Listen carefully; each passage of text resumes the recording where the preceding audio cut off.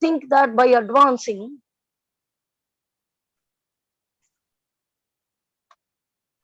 generally people think that by advancing the cause of moral principles and religious rights, they will be happy. Others may think that happiness can be achieved by economic development, and yet others think that simply by sense gratification they will be happy. But the real fact is that people can be happy only by loving Krishna. Krishna can perfectly reciprocate one's loving propensities in different relationships called melos or rasas. Basically, there are 12 loving relationships. One can love Krishna as the supreme unknown, as the supreme master, the supreme friend, the supreme child, the supreme lover. These are the 5 basic love rasas. One can also love Krishna indirectly in 7 different relationships, which are apparently different from the 5 primary relationships.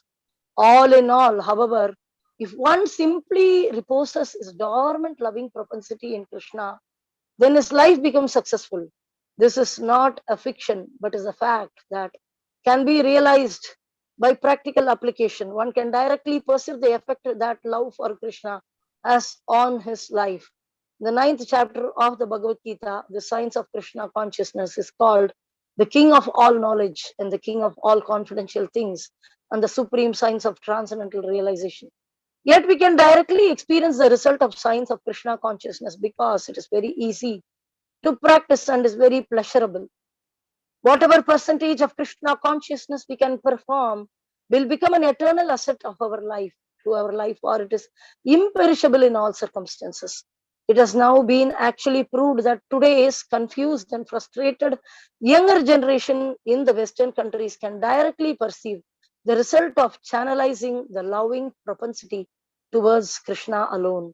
It is said that although one executes severe austerities and penances and sacrifices in life, if he fails to awaken his dormant love for Krishna, then all his penances are to be considered useless. On the other hand, if one has awakened his dormant love for Krishna, then what is the use of executing austerities and penances unnecessarily? The Krishna consciousness movement is a unique gift of Lord Chaitanya to the fallen souls of this age. It is a very simple method which has actually been carried out during the last 4 years in Western countries. And there is no doubt that this movement can satisfy the dormant loving propensities of humanity. This book, Krishna, is another presentation to help the Krishna conscious movement in the Western world. This transcendental work of literature is published with the profuse illustrations. People love to read various kinds of fiction to spend their time and energy. Now, this tendency can be directed to Krishna. The result will be the imperishable satisfaction of the soul, both individually and collectively. It is said in the Bhagavad Gita that even a little effort expended on the path of Krishna consciousness can save one from the greatest danger. Hundreds of thousands of examples can be cited of people who have escaped the greatest dangers of life due to a slight advancement in Krishna consciousness. We therefore request everyone to take advantage of this great transcendental literary work.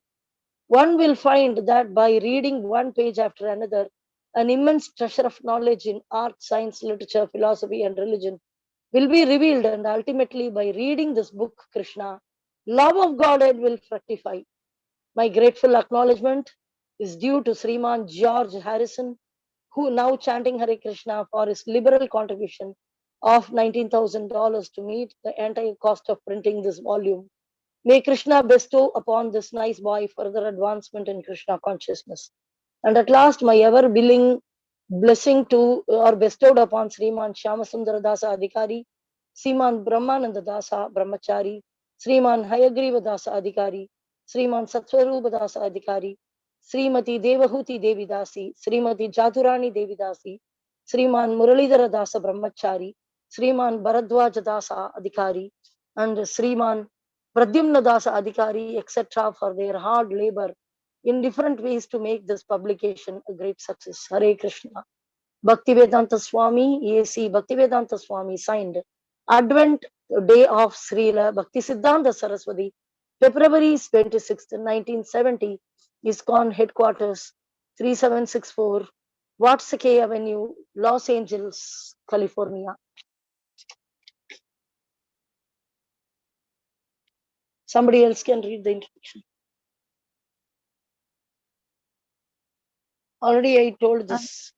Yeah, read. Krishna Krishna, I'll read now. Chaitanya. Yeah, you read. Nimai, please, let her read. Krishna Krishna Krishna Krishna Krishna Krishna Krishna hai. Krishna Krishna Krishna Krishna Krishna Krishna Krishna hai. Krishna Krishna Krishna Krishna Krishna Krishna Raksha Mam. Krishna Krishna Krishna Krishna Krishna Krishna Pahi Mam. Rama Raghav Rama Raghav Rama Raghav Raksha Mam. Krishna Keshava Krishna Keshava Krishna Keshava Pahi Mam. Chaitanya Chaitamrita, Madhya 7.96. While attempting to write this book, Krishna, let me first offer my respectful obeisances unto my spiritual master, Om Vishnupad 108 Shri Srimad Bhakti Siddhanta Saraswati Goswami Maharaj Prabhupada. Then let me offer my respectful obeisances to the ocean of mercy, Lord Shri Krishna, Chaitanya Mahaprabhu. He is the Supreme Personality of Godhead, Krishna himself, appearing in the role of a devotee just to distribute the highest principles of devotional service. Lord Chaitanya began his preaching from the country known as Gauda Desha, West Bengal. And as I belong to the Madhva, Madhva Gaudiya Sampradaya, I must therefore offer my respectful obeisances to the disciplic succession of that name. This Madhva Gaudiya Sampradaya is also known as the Brahma Sampradaya because the disciplic succession originally began from Brahma. Brahma instructed the sage Narada, Narada instructed Vedavyas, and Vedavyas instructed Madhva Muni or Madhvacharya. Sri Madhvendra Puri, the originator of the Madhva Gaudiya Sampradaya, was a sannyasi, renunciant, who belonged to the Madhvacharya disciplic succession. He had many renowned disciples such as Nityananda Prabhu, Advaita Prabhu, and Ishvara Puri. Ishvara Puri happened to be the spiritual master of Lord Chaitanya Mahaprabhu. So let us offer our respectful obeisances to Ishvara Puri, Nityananda Prabhu, Sri Advaita Acharya Prabhu, Shivas Pandit, and Sri Gadadhar Pandit. Next, let us offer our respectful obeisances to Swarupa Damodar, who acted as a private secretary to Lord Chaitanya Mahaprabhu. And let us offer our respectful obeisances to Sri Vasudeva Datta and the constant attendant of Lord Chaitanya, Sri Govinda, and the constant friend of Lord Chaitanya, Mukunda, and also to Murari Gupta. And let us offer our respectful obeisances to the six Goswamis of Vrindavan, Sri Rupa Goswami, Sri Sanatan Goswami, Sri Raghunatha Bhatta Goswami, Sri Gopala Bhatta Goswami, Sri Jiva Goswami, and Sri Raghunatha Dasa Goswami. Krishna himself has explained in the Bhagavad Gita that he is the supreme personality of Godhead, and that whenever there are discrepancies in the regulative principles of man's religious life and a prominence of irreligious activities, he appears on this earthly planet. In other words, when Lord Shri Krishna appeared, there was a necessity of minimizing the load of sinful activities accumulated on this planet or in this universe. For affairs of the material creation, Lord Mahavishnu, the plenary portion of Krishna, is in charge. Thus, when the Lord descends, the incarnation emanates from Vishnu.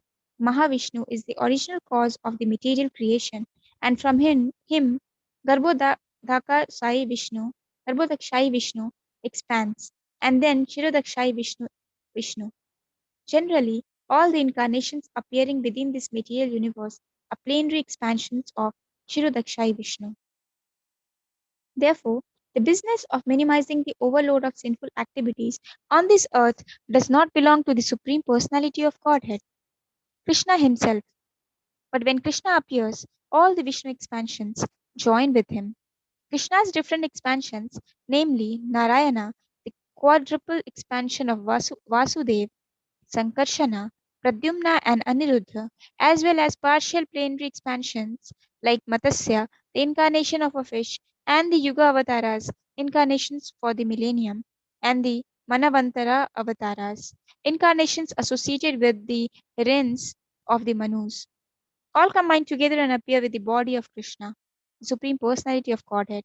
Krishna is the complete whole, and thus all plenary expansions and incarnations always live with him. Therefore, when Krishna appeared, Lord Vishnu was with him. Krishna actually appears in order to demonstrate his Vrindavan pastimes, and in this way attract the fortunate conditioned souls and invite them back home, back to Godhead. The killing of the demons in Vrindavan was carried out only by the Vishnu portion of Krishna. The Lord's abode is described in the Bhagavad Gita, 8th chapter, 20th verse, where it is stated that there is another, eternal nature, the spiritual sky, which is transcendental to this manifested and non manifested matter. The manifested world can be seen in the form of many stars and planetary systems, such as the sun and moon. But beyond this, there is a non manifested portion, which is not approachable by anyone in this body. And beyond that non manifested matter is the spiritual kingdom. That kingdom is described in the Bhagavad Gita as supreme and eternal, never to be annihilated. This material nature is subjected to repeated creation and annihilation, but but that part, the spiritual nature, remains as it is eternally. The supreme abode of the personality of Godhead, Krishna, is also described in the Brahma Samhita as the abode of Chintamani. That abode of Lord Krishna, known as Golaka Vrindavan, is full of palaces made of touchstone. There the trees are called desire trees, and the cows are called Surabhi. The Lord is served there by hundreds and thousands of goddesses of fortune. His name is Govinda, the primeval Lord, and he is the cause of all causes. There the Lord plays his flute. His eyes are like lotus petals, and the color of his body is like that of a beautiful cloud. On his head is a peacock feather. He is so attractive that he excels thousands of cupids. Lord Krishna gives only a little hint in the Gita of his personal abode, which is the supermost planet in the spiritual kingdom. But in Srimad Bhagavatam, Krishna actually appears with all his paraphernalia and demonstrates his activities in Vrindavan, then at Mathura, and then at Dwaraka. The subject matter of this book will gradually reveal all these activities. The family in which Krishna appeared is called the Yadu dynasty. This Yadu dynasty belongs to the family descending from Shoma, the god in the moon planet. There are two different Kshatriya families of the royal order, one descending from the king of the moon planet and the other descending from the king of the sun planet. When the Supreme Personality of Godhead appears, he generally appears in a Kshatriya family because he has to establish religious principles for the life of righteousness. The Kshatriya family is the protector of the human race, according to the Vedic system. When the Supreme Personality of Godhead appeared as Lord Ramchandra, he appeared in the family descending from the sun god, known as the Raghuvamsha. And when he appeared as Lord Krishna, he did so in the family known as the Yaduvamsa. There is a long list of the kings of the Yaduvamsa in the ninth canto, 24th chapter of Srimad Bhagavatam. All of them were great, powerful kings. Krishna's father's name was Vasudev, son of Surasena, descending from the Yadu dynasty. Actually, the Supreme Personality of Godhead does not belong to any dynasty of this material world, but the family in which the Supreme Personality of Godhead appears becomes famous. By his grace, for example, sandalwood is produced in the states of Malaya. Sandalwood has its own qualifications apart from Malaya, but because accidentally this wood is mainly produced in the states of Malaya, it is known as Malayan sandalwood. Similarly, Krishna, the Supreme Personality of Godhead, belongs to everyone, but just as the sun rises from the east, although there are other directions from which it could rise, so by his own choice the Lord appears in a particular family, and that family becomes famous. As explained above, when Krishna appears, all his plenary expansions appears with him. Krishna appeared along with Balarama, Baladeva, who is known as his elder brother. Balaram is the origin of Sankarsana of the quadruple expansion. Balram is also the plenary expansion of Krishna. In this book, the attempt will be made to show how Krishna appeared in the family of the Yadu dynasty and how he displayed his transcendental characteristics. This is very vividly described in Srimad Bhagavatam, specifically the 10th canto, and thus the basic of this book will be the 10th canto of Srimad Bhagavatam. The pastimes of the Lord are generally heard and relished by liberated souls. Those who are conditioned souls are interested in reading stories of the material activities of some common man. Although similar narrations describe the transcendental activities of the Lord are found in Srimad Bhagavatam and other Puranas, the conditioned souls are still prefer to study ordinary narrations. They are not so interested in studying the narrations of the pastimes of the Lord Krishna, and yet the descriptions of the pastime of Lord Krishna are so attractive that they are relishable for all classes of men. These are the three classes of men in this world. One class consists of liberated souls, another consists of those who are trying to be liberated, and the third consists of materialistic men. whether one is liberated or is trying to be liberated or is even grossly materialistic, the pastimes of Lord Krishna are worth studying. Liberated souls have no interest in materialistic activities. The impersonalist theory that after liberation one becomes inactive and need not hear anything does not prove that a liberated person is actually inactive. A living soul cannot be inactive. He is active either in the conditioned state or in the liberated state. A diseased person, for example, is also active, but his activities are all painful. The same person, when freed from the diseased condition, is still active, but in the healthy condition, the activities are full of pleasure. Similarly, the impersonalists only seek to get free from the diseased, conditioned activities, but they have no information of activities in the healthy condition. Those who are actually liberated and in full knowledge take to hearing the activities of Krishna. Such engagement is pure spiritual activity. It is essential for persons who are actually liberated to hear about the pastimes of Krishna. That is the supreme relatable subject matter for one is the one in the liberated state. Also, if persons who are trying to be liberated hear such narrations as the Bhagavad Gita and Srimad Bhagavatam, then their path of liberation becomes very clear. The Bhagavad Gita is the preliminary study of Srimad Bhagavatam. By studying the Gita, one becomes fully conscious of the position of Lord Krishna, and when he is situated at the lotus feet of Krishna, he understands the narrations of Krishna as described in Srimad Bhagavatam. Lord Chaitanya has therefore advised his followers that their business is to propagate Krishna Katha. Krishna Katha means narrations about Krishna. There are two Krishna Kathas, narrations spoken by Krishna and narrations spoken about Krishna. The Bhagavad Gita is a narration of all the philosophy on the science of God spoken by Krishna himself. Srimad Bhagavatam is a narration about the activities and transcendental pastimes of Krishna. Both are Krishna Katha. It is the order of Lord Chaitanya that Krishna Katha should be spread all over the world. Because if the conditioned souls, suffering under the pangs of material existence, take to Krishna Katha, then their path of liberation will be open and clear. The purpose of presenting this book is primarily to induce people to understand Krishna or Krishna Katha, because thereby they can become freed from material bondage. The Krishna Katha will also be very much appealing to the most materialistic persons because Krishna's pastimes with the gopis, cowherd girls, are exactly like the loving affairs between young girls and boys within this material world. Actually, the sex feeling around found in human society is not unnatural because the same sex feeling is there in the original personality of Godhead. The pleasure potency is called Srimati Radharani. The attraction of loving affairs on the basis of sex feeling is the original feature of the Supreme Personality of Godhead, and we, the conditioned souls, think part and parcel of the Supreme, have such feeling also, but they are experienced within a perverted minute condition.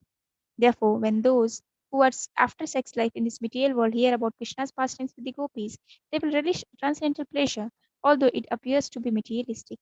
The advantage will be that they will gradually be elevated to the spiritual platform. In the Bhagavatam, it is stated that if one hears the pastimes of Lord Krishna with the gopis from authorities with submission, then he will be promoted to the platform of transcendental loving service to the Lord, and the material disease of lust within his heart will be completely vanquished. In other words, such hearing will counteract material sex life. This book, Krishna, which is filled with Krishna Katha, will thus appeal equally to the liberated souls and to persons who are trying to be liberated, as well as to the gross, conditioned materialist. According to the statement of Maharaja Parikshit, who heard about Krishna from Sukadeva Goswami, Krishna Katha is equally applicable to every human being, whatever condition of life he is in. Surely everyone will appreciate it to the highest magnitude. But Maharaja Parikshit also warned that persons who are simply engaged in killing animals and in killing themselves cannot be very much attracted to Krishna Katha. In other words, ordinary persons who are following the regulative moral principles of the scriptures, no matter in what condition they are found, they will certainly be attracted, but not persons who are killing themselves. The exact word used in Srimad Bhagavatam is pasu, ghina, which means one who is killing animals or killing himself. Persons who are not self realized and who are not interested in spiritual realization are killing themselves. They are committing suicide because this human form of life is specially meant for self realization. By neglecting this important part of these activities, one simply wastes his time like the animals. So he is a Pashughana. The other meaning of the word refers to those who are actually killing animals.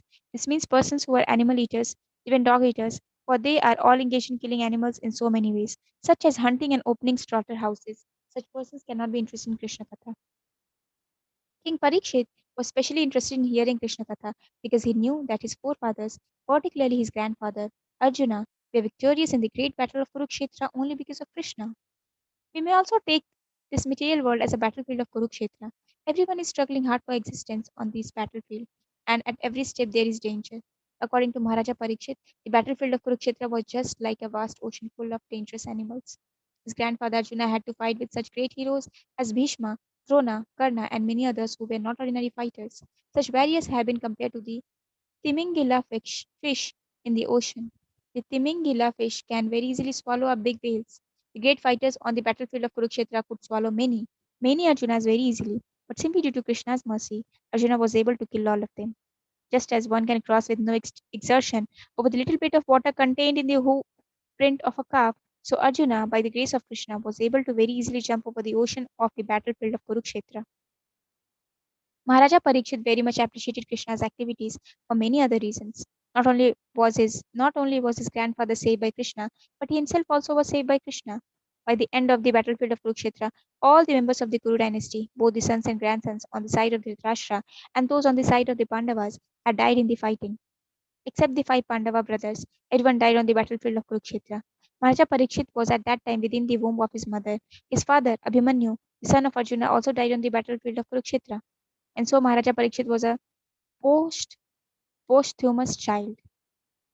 When he was in the womb of his mother, a Brahmastra weapon was released by Aswathama to kill the child. When Parikshit Maharaja's mother, Uttara, approached Krishna, seeing the danger of abortion, entered her womb as a super soul and said Maharaja Parikshit. Maharaja Parikshit's other name is Vishnu Rata, because he was saved by Lord Vishnu himself while still within the womb. Thus, everyone in any condition of life should be interested in hearing about Krishna and his activities because he is the supreme absolute truth, the personality of Godhead. He is all pervading. Inside, he is living within everyone's heart, and outside, he is living as his universal form. And yet, as described in the Bhagavad Gita, he appears as he is in the human society just to invite everyone to his transcendental abode, back home, back to Godhead. Everyone should be interested in knowing about Krishna, and this book is presented with this purpose that people may know about Krishna and be perfectly benefited in this human form of life. In the ninth canto of Srimad Bhagavatam, Sri Baladeva is described as the son of Rohini, a wife of Vasudeva. Vasudeva, the father of Krishna, had 16 wives, and one of them was Rohini, the mother of Baladeva. But Baladeva is also described as the son of Devaki. So how could he be the son of both Devaki and Rohini? This was one of the questions put by Maharaja Parikshit to Sukadeva Goswami and will be answered in due course. Maharaja Parikshit also asked Sukadeva Goswami why Shri Krishna, just after his appearance as the son of Vasudeva, was immediately carried to the house of Nanda Maharaj in Vrindavan, Gokula. He also wanted to know what the activities of Lord Krishna were while he was in Vrindavan and while he was in Mathura. Besides that, he was especially inquisitive to know why Krishna killed his material uncle, Kamsa. Kamsa, being the brother of his mother, was a very intimate superior to Krishna. So, how was it that he killed Kamsa? Also, Maharaja Parikshit asked how many years Lord Krishna remained in human society, how many years he reigned over the kingdom of Dwaraka, and how many wives he accepted there. A Kshatriya king is generally accustomed to accept more than one wife. Therefore, Maharaja Parikshit also inquired about his number of wives. The subject matter of this book is Sukadeva Goswami's answering of these and other questions asked by Maharaja Parikshit. The position of Maharaja Parikshit and Sukadeva Goswami is unique. Maharaja Parikshit is the right person to hear about the transcendental pastimes of Krishna, and Sukadeva Goswami is the right person to describe them. Such a fortunate combination is made possible when Krishna Katha immediately becomes revealed, and people may benefit to the highest possible degree from such a conversation. The narration was presented by Sukadeva Goswami when Maharaja Parikshit was prepared to give up his body, fasting on the bank of the Ganges, in order to assure Sukadeva Goswami that by hearing Krishna Katha, he would not feel tired. Maharaja Parikshit expressed himself very frankly. Hunger and thirst may give trouble to ordinary persons or to me, but the topics of Krishna are so nice that one can continue to hear them without feeling tired because such hearing situates one in the transcendental position. It is understood that one must be very fortunate to hear Krishna Katha as seriously as Maharaja Parikshit did. He was especially intent on the subject matter because he was expecting death at any moment. Every one of us should be conscious of death at every moment. This life is not at all assured. At any time one can die. It does not matter whether one is a young man or an old man. So before death takes place, one must be fully Krishna conscious. At the point of his death, King Parikshit was hearing Srimad Bhagavatam from Sukadeva Goswami. When King Parikshit expressed his untiring desire to hear about Krishna, Sukadeva Goswami was very much pleased. Sukadeva was the greatest of all Bhagavata reciters, and thus he began to speak about Krishna's pastimes, which destroy all inauspiciousness in the age of Kali. Sukadeva Goswami thanked the king of his eagerness to hear about Krishna and encouraged him by saying, "My dear king, your intelligence is very keen because you are so eager to hear about the pastimes of Krishna." He informed Maharaja Parikshit that hearing and chanting the pastimes of Krishna are so auspicious that the processes purify the three varieties of men involved. He who recites the transcendental topics of Krishna, he who hears such topics, and he who inquires about him. These pastimes are just like the Ganges water, which flows from the toe of Lord Vishnu, then purify the three worlds, the upper, middle, and lower planetary systems. Someone else can continue. I'll continue. The advent of Lord Krishna. Once the world was overburdened by the unnecessary defense force of different kings, who were actually demons, but were posing themselves as a royal order. At that time, the whole world became perturbed, and the predominating deity of this earth, known as Bhumi, went to see Lord Brahma to tell her calamities, to tell of her calamities due to the demoniac kings. Bhumi assumed the shape of a cow and presented herself before Lord Brahma with tears in her eyes. She was bereaved and was weeping just to invoke the Lord's compassion. She related the calamitous position of the earth, and after hearing this, Lord Brahma became much aggrieved, and he at once started for the ocean of milk where Lord Vishnu resides. Lord Brahma was accompanied by all the demigods, headed by Lord Shiva, and Bhumi also followed.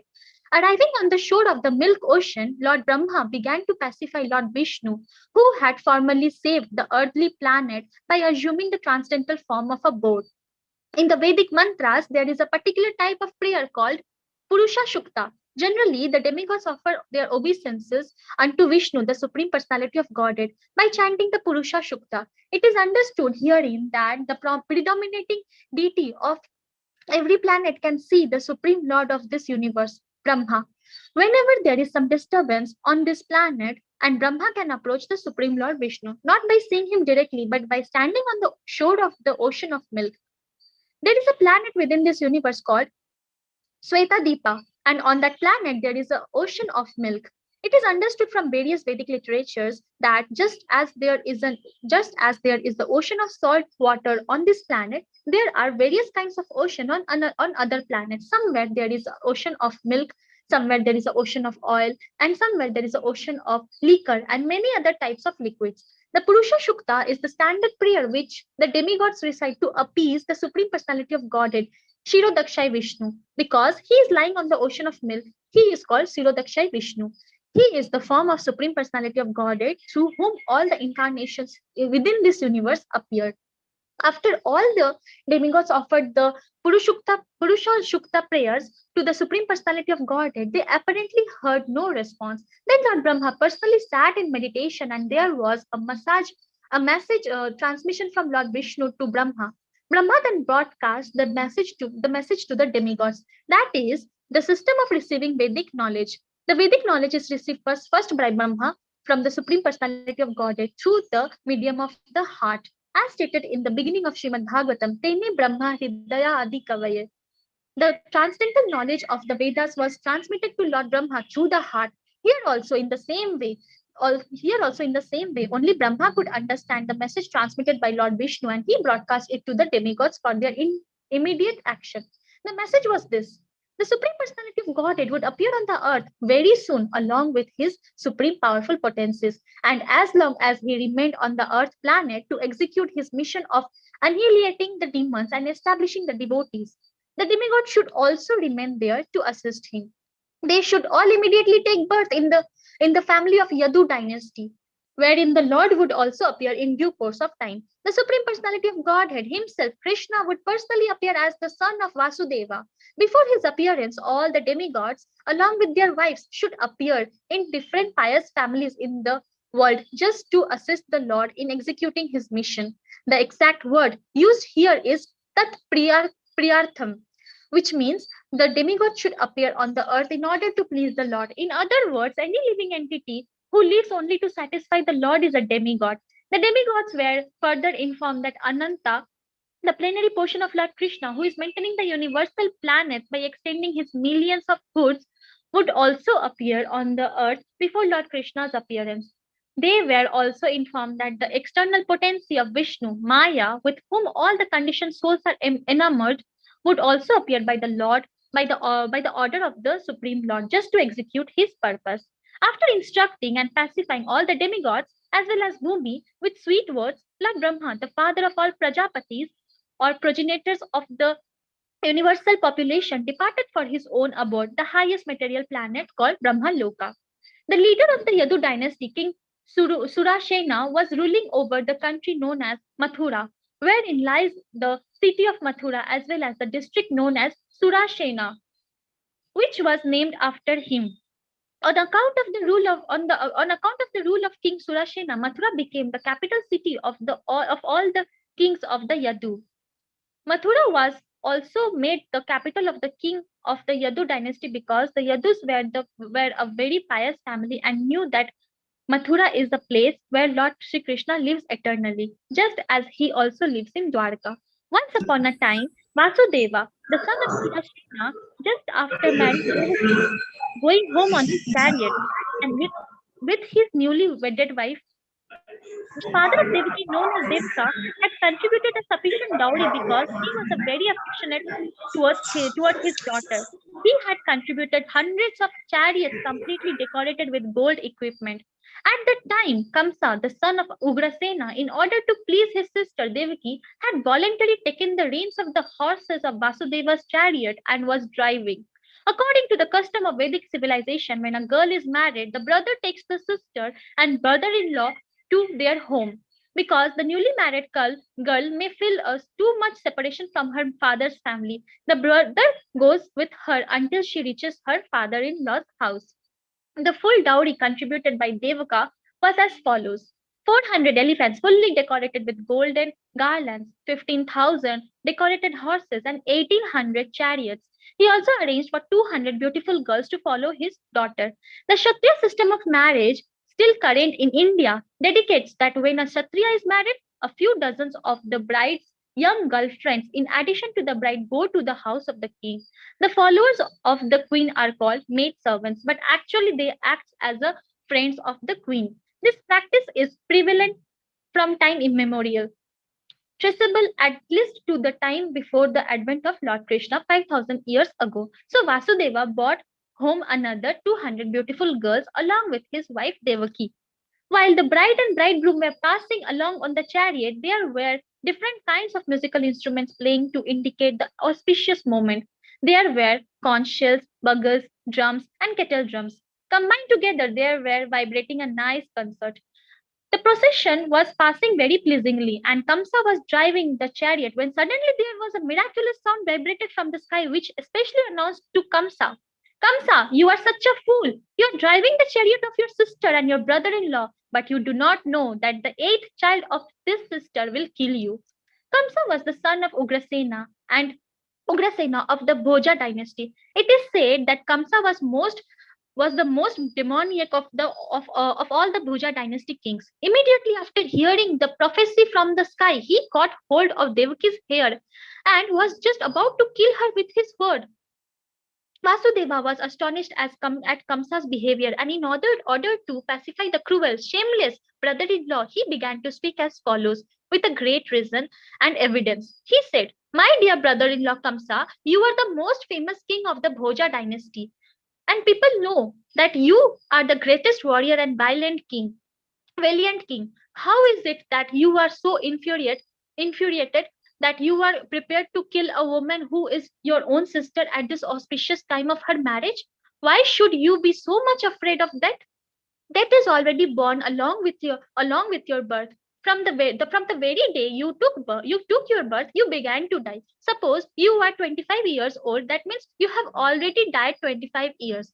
Every moment, every second, you are dying. Why then should you be so much afraid of death? Final death is inevitable. You may die either today or in 100 years. You cannot avoid death. Why should you be so much afraid? Actually, death means annihilation of the present body. As soon as the present body stops functioning and mixes with the five elements of the material nature, the living entity within the body accepts another body according to his present actions and reactions. It is just like when a man walks on the street, he puts forward his foot, and when he is confident that his foot is situated on the sound ground, he lifts the other foot. In this way, one after another, the body changes and the soul transmigrates. See how the worms changes from one twig to another so carefully. Similarly, the living entity changes his body as soon as the higher authority decides on his next body. As long as a living entity is conditioned within this material world, he must take material bodies one after another. His next particular body is offered by the laws of nature according to his actions and reactions of this life. This body is exactly like one of the bodies which we always see in dreams. During our dream of sleep, we create so many bodies according to mental creation. We have seen gold and we have also seen mountain. So in a dream, we can see golden mountain by combining the two ideas. Sometimes in dreams we see that we have a body which is flying in the sky, and at that time we completely forget our present body. Similarly, these bodies are changing. When you have one body, you forget the past body. During a dream, we may make a we may make contact with so many new kinds of bodies, but when we are awake, we forget them all. And actually these material bodies are the creations of our mental activities, but at the present moment we do not recollect our past bodies. The nature of the mind is flickering. Sometimes it accepts something and immediately it rejects the same thing. Accepting and rejecting is the process of the mind in contact with the five objects of sense gratification: form, taste, smell, sound, and touch. In its speculative way, the mind comes in touch with the object of the sense gratification. And when the living entity desires a particular type of body, he gets it. Therefore, the body is an offering by the laws of material nature. The living entity accepts a body and comes out again into the material world to enjoy or suffer according to the construction of the body. Unless we have a particular type of body, we cannot enjoy or suffer according to our mental proclivities inherited from the previous life. The particular type of body is actually offered to us according to our mental condition at the time of death. The luminous planets like the sun, moon, or stars reflect themselves in different type of reservoirs like water, oil, or ghee. The reflection moves according to the movement of the reservoir. The reflection of the moon is on the water, and the moving water makes the moon also appear to be moving. But actually, the moon is not moving. Similarly, by mental concussion, the living entity attains different kinds of body, although actually he has no connection with such bodies. But on account of illusion, being enchanted by the influence of Maya, the living entity thinks that he belongs to a particular type of body. That is the way of condition life. Suppose a living entity is now in a human form of body. He thinks that he belongs to a human community or a particular country or a particular place. He identifies himself in that way and unnecessarily prepares for another body, which is not required by him. Such desires and mental concoctions are the cause of different types of bodies. The covering influence of material nature is so strong that the living entity is satisfied in whatever body he gets, and he identifies with that body with great pleasure. Therefore, I beg to request you not to be overwhelmed by the dictation of your mind and body.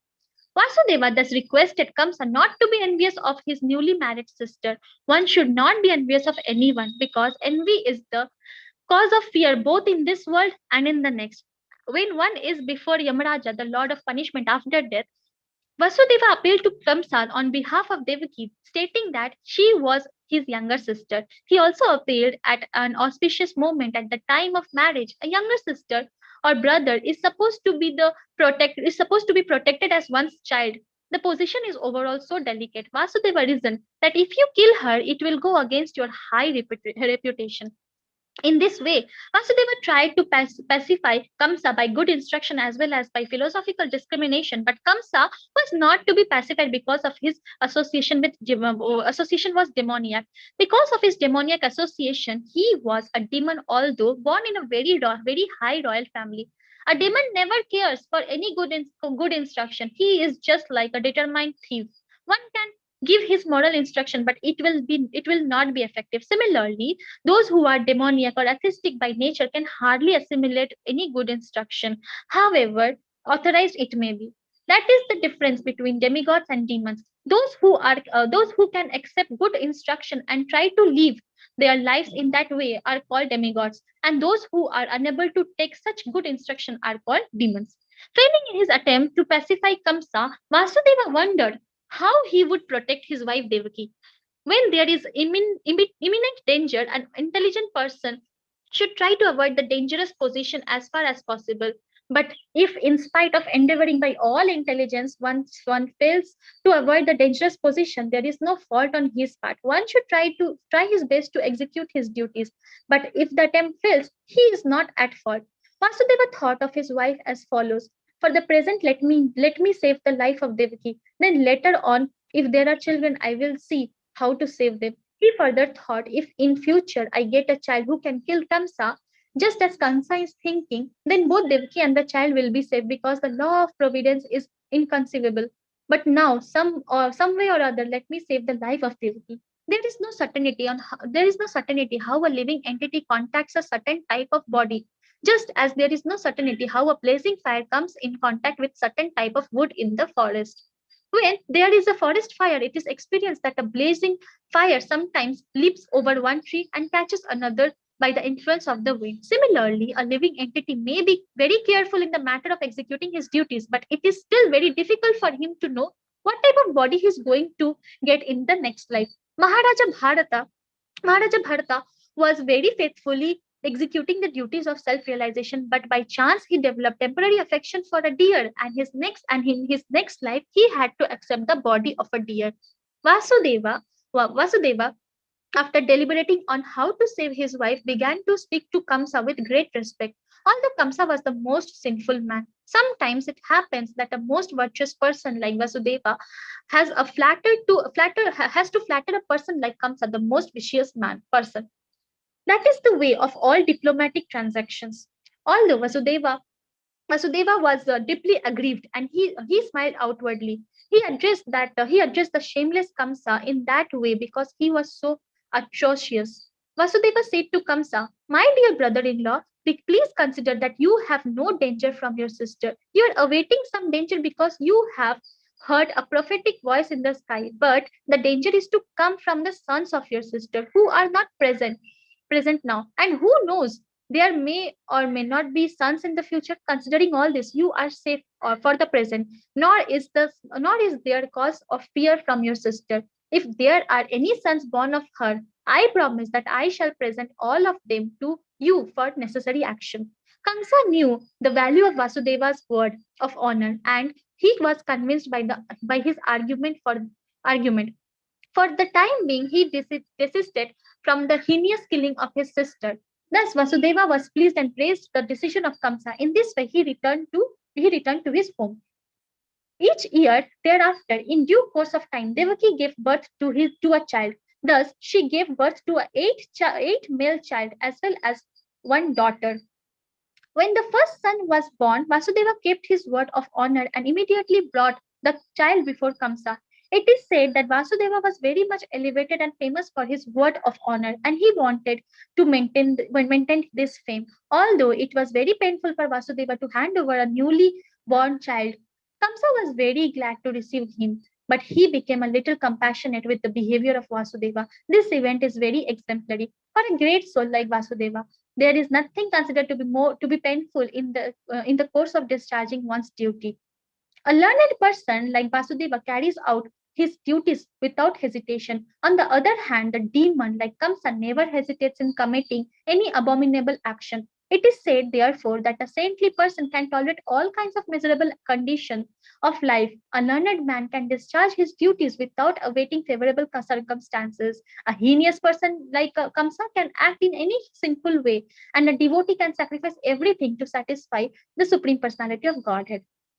Kamsa became satisfied by the action of Vasudeva. He was surprised to see Vasudeva keeping his promise and being compassionate upon him and pleased. He began to speak as follows: My dear Vasudeva, you need not present this child to me. I am not in danger from this child. I have heard that the eighth child of born of you and Devaki will kill me. Why should I accept this child unnecessarily?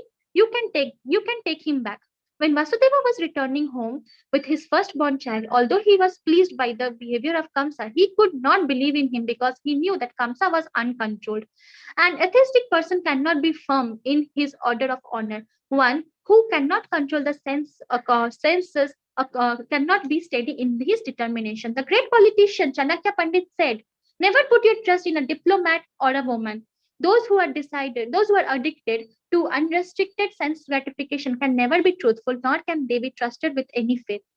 At that time, the great sage Narada came to Kamsa. He was informed of Kamsa's becoming compassionate to Vasudeva and returning his firstborn child. Narada was very eager to accelerate the descent of Lord Krishna as soon as possible. He therefore informed Kamsa that in Vrindavana past personalities like Nanda Maharaja and all the other cowherd men and their wives and on the other side Vasudeva, his father Surashana, and all his relatives born in the family of Vrishni of the Yadu dynasty, along with all their friends and well-wishers, were actually demigods. Were actually demigods.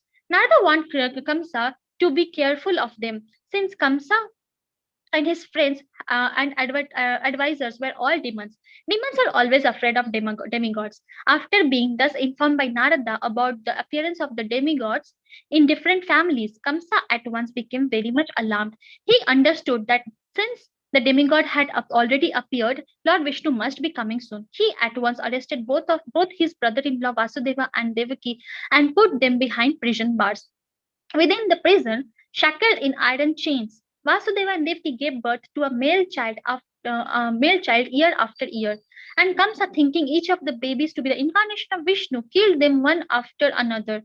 He was particularly afraid of the eighth child, but after the visit of Narada, he came to the conclusion that any child might be Krishna. Therefore, it was better to kill all the babies who took birth from Devaki and Vasudeva. This action of Kamsa is not very difficult to understand. In the history of the world, there are many instances in the history of the world of persons in the royal order who have killed their father, brother, and whole family and friends for the satisfaction of their ambition. There is nothing astonishing about this, for members of the demoniac greedy royal order can kill anyone for their nefarious ambitions. Kamsa was made aware of his previous birth by the grace of Narada. He learned that in his previous birth he had been a demon of the name Kalanemi, and that he had been killed by Vishnu. Having now taken his birth in the Bhoja family, he decided to become the deadly enemy of the Yadu dynasty. Krishna was going to take birth in that family, and Kamsa was very much afraid that he would be killed by Krishna, just as he had been killed in his last birth. He first of all imprisoned his father Ugrasena because he was the chief king among the Yadu, Bhoja, and Andhaka dynasties. And he also occupied the kingdom of Surasena, Vasudeva's father. He declared himself the king of all such places. Thus end the Bhakti Vedanta purport of first chapter of Krishna, the advent of Lord Krishna. Somebody else can continue. Chapter 2 Prayers by the Demigods for Lord Krishna in the Womb. King Kamsa not only occupied the kingdoms of the Yadu, Bhoja, and Andhaka dynasties and the kingdom of Sursena, but he also made alliances with all other demonic kings as follows: the demon Pralamba, demon Baka, demon Chanura, demon Trinavrata, demon Aghasura, demon Mustaka, demon Arishta, demon Dvivida, demon Putana, demon Keshi, and demon Dhenuka. At that time, Jarasandha was the king of Magadha province, known at present as Bihar state. Thus, by his diplomatic policy, Kamsa consolidated the most powerful kingdom of his time under the protection of Jarasandha. He made further alliances with such kings as Banasura and Bhamasura until he was the strongest. Then he began to behave most inimically toward the Yadu dynasty into which Krishna was to take his birth. Being harassed by Kamsa, the kings of Yadu, Bhoja, and Andhaga dynasties began to take shelter in different states, such as the states of Kurus, the state of Panchalas, and the states known as Kekeya, Salva, Vidarbha, Nishadha, Videha, and Koshala. Kamsa broke the solidarity of the Yadu kingdom as well as the Bhoja and Andhaka. He made his position the most solid without the vast tract of land known at that time as Bharatvarsa. When Kamsa was killing the 6 babies of Devaki and Vasudeva, one after another, many friends and relatives of Kamsa approached him and requested him to discontinue these heinous activities. But all of them became worshippers of Kamsa. When Devaki became pregnant for the 7th month, a plenary expansion of Krishna known as Ananta appeared within her womb. Devaki was overwhelmed with both jubilation and lamentation. She was joyful, for she couldn't stand that Lord Vishnu had taken shelter within her womb. But at the same time, she was sorry that as soon as her child would come out, Kamsa would kill him. At that time, the Supreme Personality of Godhead, Krishna, being compassionate upon the Yadus who were fearful due to the atrocities committed by Kamsa, ordered the appearance of Yogamaya, his internal potency. Krishna is the Lord of the universe, and he is especially the Lord of the Yadu dynasty. Yogamaya is the principal potency of the Supreme Personality of Godhead. In the Vedas, it is stated that the Lord, the Supreme Personality of Godhead, has multipotencies. Parashya Saktir Vividhaiva Shruyate. All the different potencies are acting simultaneously. Yogamaya is the chief of all potencies. The Lord ordered the appearance of Yogamaya in the land of Brajarabhumi in Vrindavan, which is always decorated and full with beautiful cows. In Vrindavan, Rohini, one of the wives of Vasudeva, was residing at the house of King Nanda and Queen Yashoda. Not only Rohini, but many others in the Yadu dynasty were scattered all over the country due to their fear of atrocities of Kamsa. Some of them were even living in the caves of the mountains. The Lord thus informed Yogamaya under the imprisonment of Kamsa or Devaki, under the imprisonment of Kamsa are Devaki and Vasudeva. And at the present moment, my planetary expansion Sesha is within the womb of Devaki. You can arrange the transfer of Sesha from the womb of Devaki to the womb of Rohini. After this arrangement, I am personally going to appear in the womb of Devaki with my full potencies. Then I shall appear as the son of Devaki and Vasudeva. And you shall appear as the daughter of Nanda and Yashoda in Vrindavan. Since you will appear as my contemporary sister, and since you will quickly satisfy desires for sense gratification, people within the world will worship you with all kinds of valuable presentations, incense, candles, flowers, and offerings of sacrifice. People who are after materialistic perfection will worship you under the different forms of your expansions, which will be named Durga, Bhadrakali, Vijaya, Vaishnavi, Kumuda, Chandika, Krishna, Madhavi, Kanyaka, Maya, Narayani, Ishani, Sarada, and Ambika. Krishna and Yogamaya appeared as brother and sister, the supreme powerful and the supreme power. Although there is no clear distinction between the powerful and the power is always subordinate to the powerful. Those who are materialistic are worshippers of the power, but those who are transcendentalists are worshippers of the powerful. Krishna is the supreme powerful, and Durga is the supreme power within the material world. Actually, people in the Vedic culture worship both the powerful and the powerful. There are many hundreds and thousands of temples of Vishnu and Devi, and sometimes they are worshipped simultaneously. The worshipper of the power, Durga, or the external energy of Krishna may achieve all kinds of material success very easily. But anyone who wants to be elevated transcendentally must engage in worshipping the powerful in Krishna consciousness. The Lord also declared to Yogamaya, my plenary expansion, Anantasesha, is within the womb of Devaki. On account of being forcibly attracted to the womb of Rohini, he will be known as Sankarshana and will be the source of all spiritual power or Bala, by which one can attain the highest bliss of life, which is called Ramana. Therefore, the plenary portion of Ananta will be known after his appearance either as Sankarshana or as Balrama. In the Upanishads, it is stated, Nayam Atma Bala Hinena Labhya.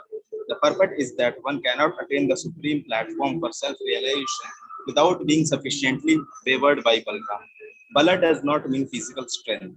No one can attain spiritual perfection by physical strength. One must have the spiritual strength which is infused by Balarama or Sankarsana. Ananta or Shesha is the source of power which sustains all the planets in their different positions. Materially, these sustaining power is known as the law of gravitation, but actually it is the display of the potency of Sankarsana. Balarama or Sankarsana is the source of spiritual power or the original spiritual master. Therefore, Lord Nityananda Prabhu, who is the incarnation of Balarama, is the original spiritual master. And the spiritual master is the representative of Balarama, the form of supreme personality of Godhead who supplies spiritual strength. In the Chaitanya Charitamrita, it is confirmed that the spiritual master is the manifestation of the mercy of Krishna. Thus, ordered by the Supreme Personality of Godhead, Yog Maya circumambulated the Lord and then appeared within this material world according to this order. When Yog Maya, the supreme power of the supreme powerful personality of Godhead, transferred Lord Shesha from the womb of Devaki to the womb of Govindra, both Devaki and Govindra were under Yog Maya's spell, which is called Yoga Nidra. When this was done, people thought that Deviki's seventh pregnancy had been a miscarriage. Thus, although Balarama appeared as the son of Devaki, he was transferred to the womb of Rohini to appear as a son. After this arrangement, the Supreme Personality of Godhead Krishna, who is always ready to protect his unalloyed devotees, entered within the mind of Vasudeva as the Lord of the whole creation with full inconceivable potencies. It is understood in the connection of Lord Krishna, first of all situated himself in the unalloyed heart of Vasudeva and was then transferred to the heart of Devaki. He was not put into the womb of Devaki by seminal discharge. The Supreme Personality of Godhead, by his inconceivable potency, can appear in any way. It is not necessary for him to appear in the ordinary way by seminal injection within the womb of a woman. When Vasudeva was sustaining the form of Supreme Personality of Godhead within his heart, he appeared just like the glowing sun, whose shining rays are always unbearable and scorching to the common man. The form of Lord situated in the pure unmarred heart of Vasudeva is not different from the original form of Krishna. The appearance of the form of Krishna anywhere and specifically within the heart is called Bhava. Bhava refers not only to Krishna's form but also to his quality and his paraphernalia. Everything becomes manifest simultaneously. Thus, the eternal form of the Supreme Personality of Godhead with full potencies was transferred from the mind of Vasudeva to the mind of Devaki. Exactly as the setting sun's rays are transferred to the full moon rising in the east. Krishna, the Supreme Personality of Godhead, thus entered the body of Devaki from the body of Vasudeva without being subject to any of the conditions of an ordinarily living entity. Since Krishna was there, it is to be understood that all his plenary expansions, such as Narayana, and incarnations like Lord Narsimha and Varaha, were with him, and they also were not subject to the conditions of material existence. In this way, Devaki became the residence of the Supreme Personality of Godhead, who is one without a second and the cause of all creation. Devaki became the residence of the absolute truth, but because she was confined within the house of Kamsa, she looked just like a suppressed fire or like misused education. When fire is kept in a jug, the illuminating rays of the fire cannot be very much appreciated. Similarly, misused knowledge which does not benefit the people in general is not very much appreciated. So Devaki was kept within the prison walls of Kamsa's palace, and no one could see her transcendental beauty, which resulted from her conceiving the Supreme Personality of Godhead.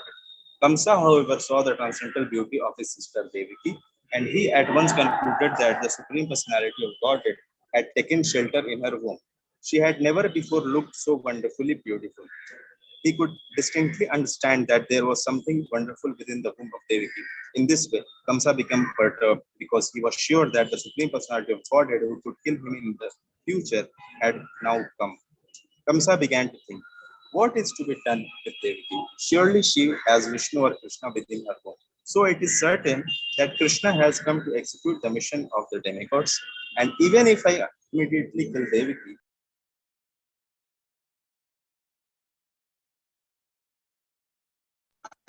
Kamsa knew very well that no one can frustrate the purpose of Vishnu. Any intelligent man can understand that the laws of God cannot be violated. His purpose will be served in spite of all impediments offered by the demons. Kamsa thought, if I kill Devaki at the present moment, Vishnu will enforce his supreme will more vehemently. To kill Devaki just now would be a most abominable act.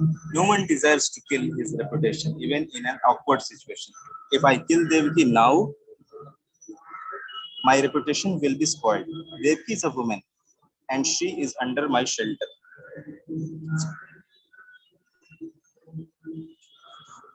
She is pregnant, and if I kill her, immediately my reputation, the results of my past activities, and my duration of life will all be finished.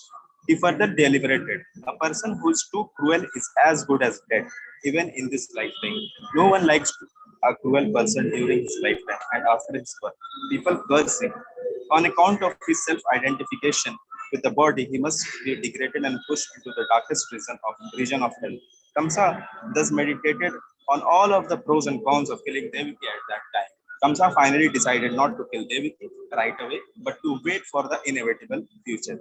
But his mind became absorbed in animosity against the Supreme Personality of God.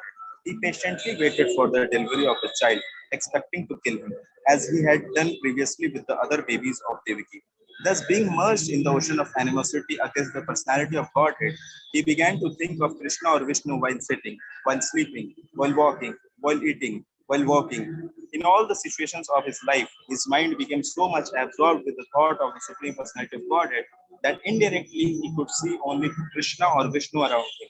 Unfortunately, although his mind was so absorbed in the thought of Vishnu, he is not recognized as a devotee because he was thinking of Krishna as an enemy. The state of mind of a great devotee is also to be always absorbed in Krishna, but a devotee thinks of him favorably, not in unfavorably.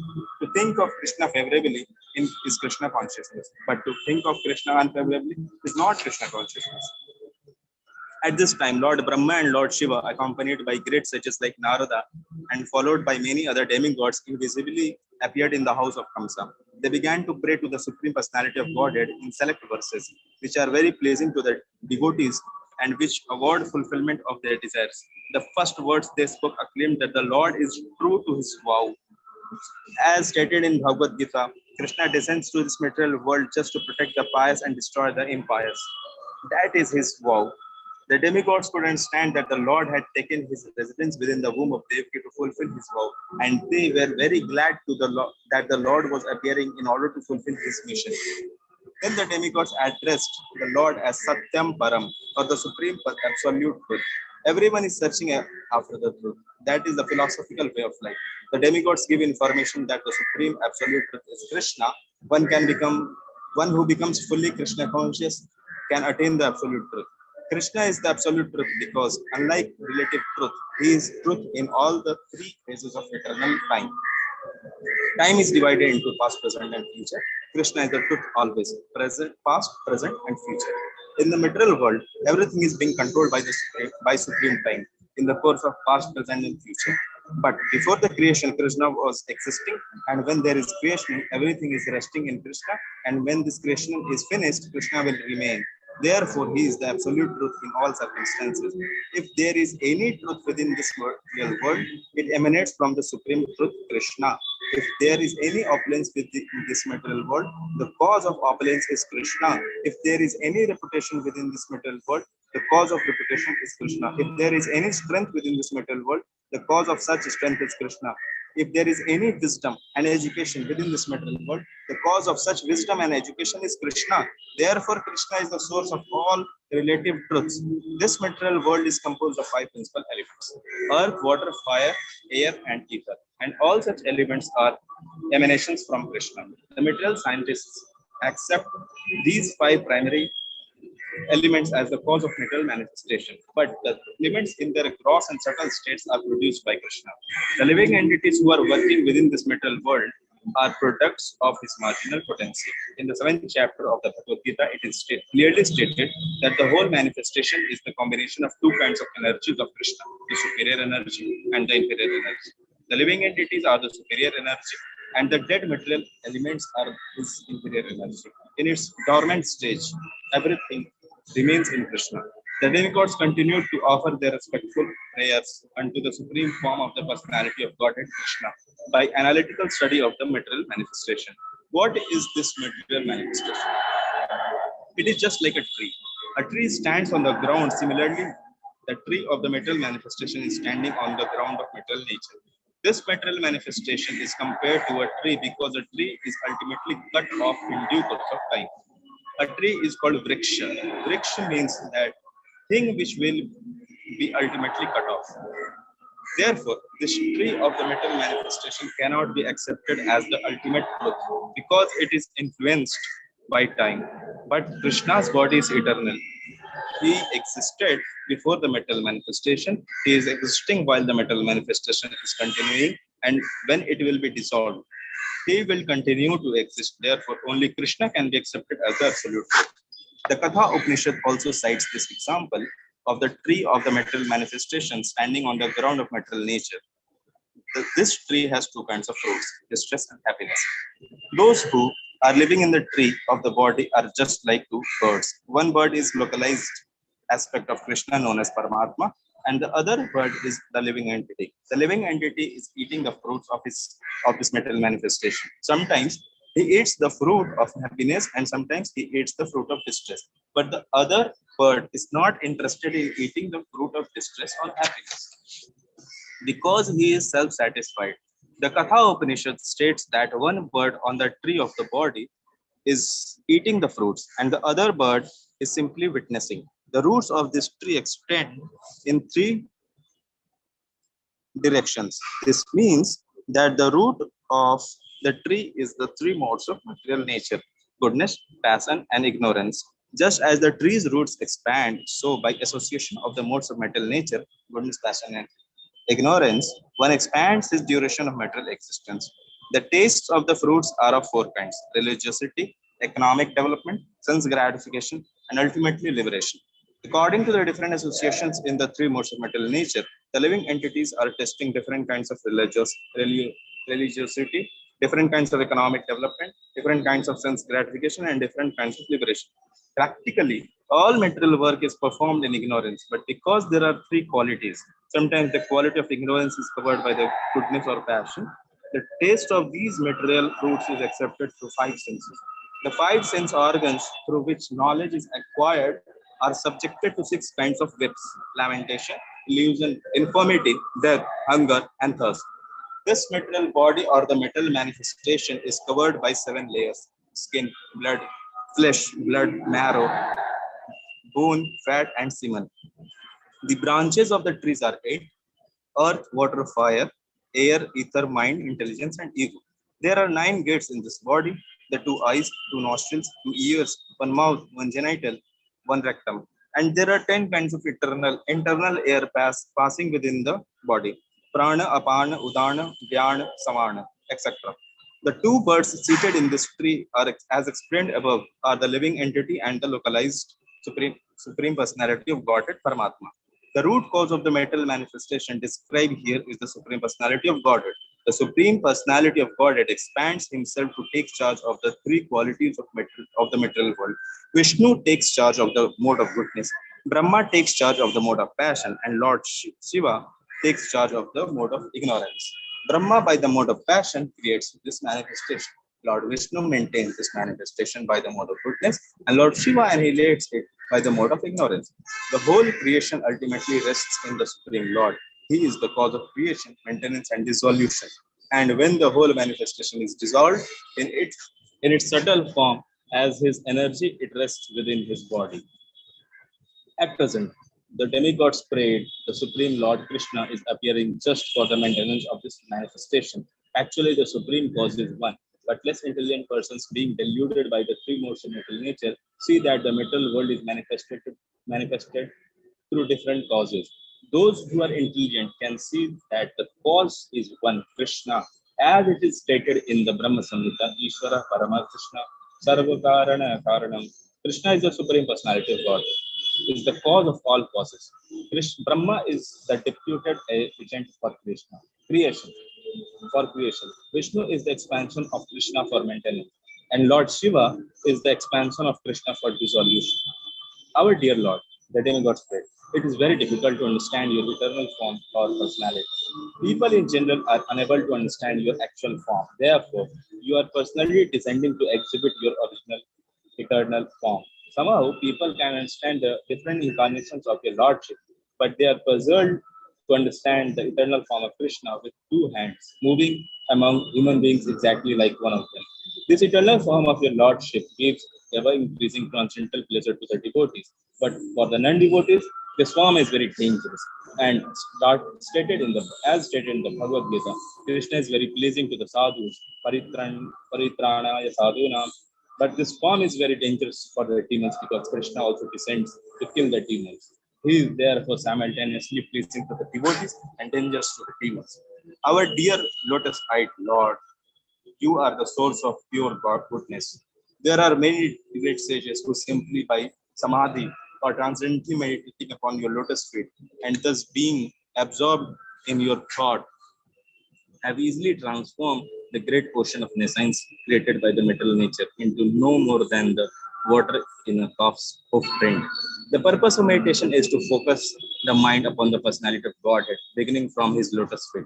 Simply mind meditation on the lotus feet of the Lord, great sages cross over this vast ocean of material existence without difficulty. O self-illuminated one, the great saintly persons who have crossed over the ocean of nescience by the help of the transcendental boat of your lotus feet have not taken away that boat. It is still lying on this side. If one takes a boat cross over a river, the boat always goes with one to the other side of the river.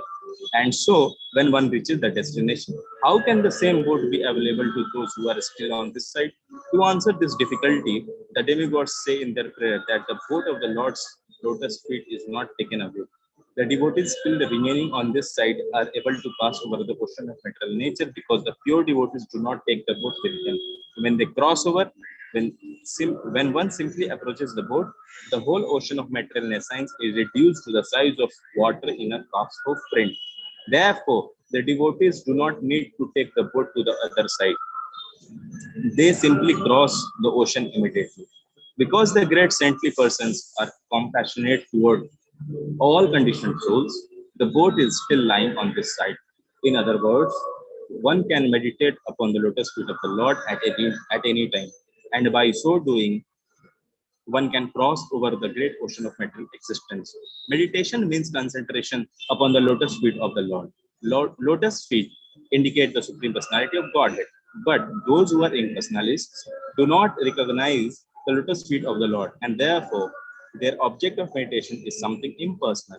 The demigods expressed their mature verdict that persons who are interested in meditating on something void or impersonal cannot cross over the ocean of nescience. Such persons are simply imagining that they have become liberated. O lotus eye Lord, their intelligence is contaminated because they fail to meditate upon the lotus feet of your Lordship. As a result of this neglectful activity, the impersonalists fall down again into the material way of conditioned life, although they may temporarily rise to the point of impersonal realization. Impersonalists undergo severe austerities and penances to merge themselves into the Brahman effulgence or impersonal Brahman existence, but their minds are not free from material contamination. They have simply tried to negate the material ways of thinking. That does not mean that they have become liberated. Thus, they fall down. In the Bhagavad Gita, it is stated that the impersonalist has to undergo great tribulations in realizing his ultimate goal. At the beginning of Srimad Bhagavatam, it is also stated that without devotional service of the Supreme Personality of Godhead, one cannot achieve liberation from the bondage of fruitive activities. The statement of Lord Krishna is there in the Bhagavad Gita and in Srimad Bhagavatam. The statement of great sage Narada is there. And here also the demigods confirm it. Persons who have not taken to the devotional service are understood to have come short of the ultimate purpose of knowledge and are not favored by your grace.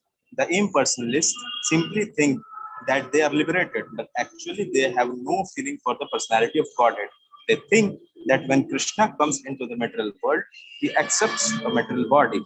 They therefore overlook the transcendental body of Krishna. This is confirmed in the Bhagavad Gita, Avijananti Mamuda. In spite of conquering material lust and rising to the point of liberation, the impersonalists fall down.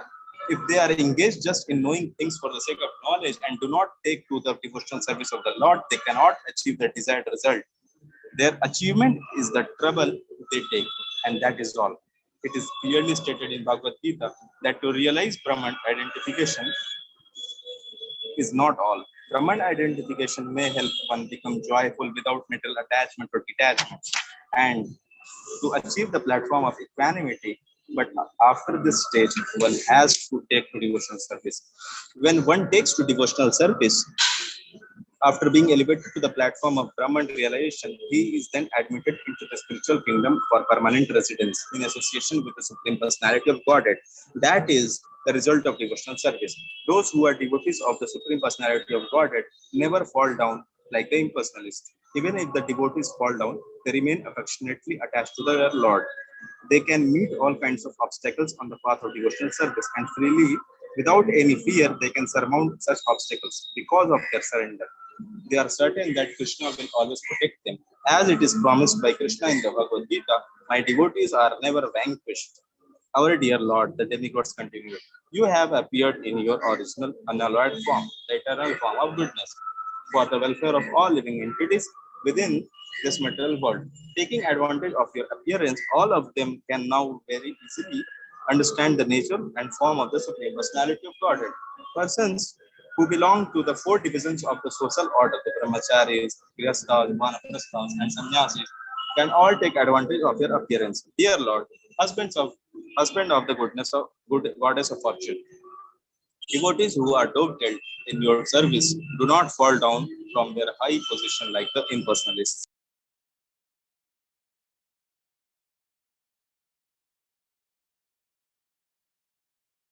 By you, the devotees are able to traverse over the heads of many of Maya's commanders in chief, who can always put stumbling blocks on the path of liberation.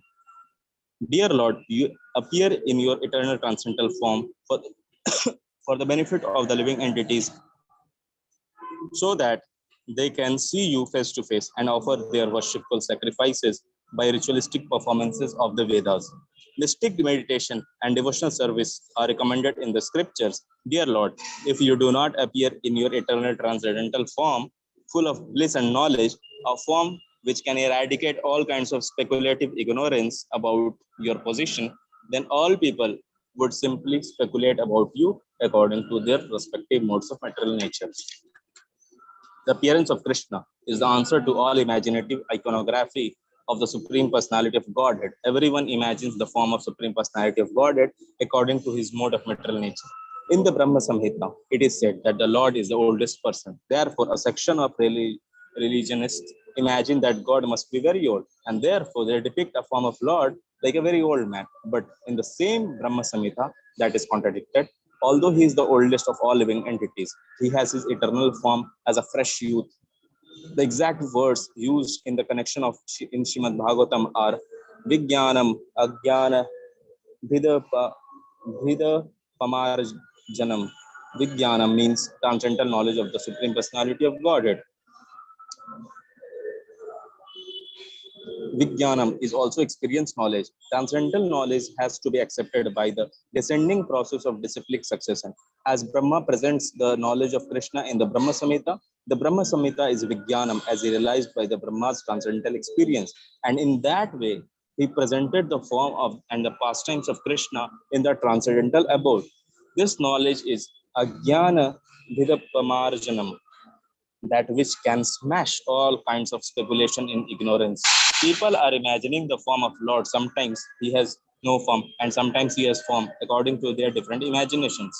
But the presentation of Krishna in the Brahma Samhita is Vijnanam, scientific. Experience knowledge is given by Lord Brahma and accepted by Lord Chaitanya. There is no doubt about it. Krishna's form, Krishna's flute, Krishna's color, everything is reality.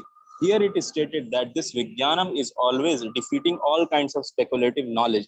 Therefore, without your appearing as Krishna as you are, neither Ajnanam, neither Pamarjanam, destruction of the nescience of speculative knowledge, nor Vijnanam would be realized. In other words, your appearance will vanquish the ignorance of speculative knowledge and establish the real experience knowledge of authorities like Lord Brahma. Men influenced by the three modes of material nature imagine their own God according to the modes of material nature. In this way, God is presented in various ways, but your appearance will establish that what the real form of God is. The highest blunder committed by the impersonalists is that is to think that when the incarnation of God comes, he accepts the form of matter in the mode of goodness.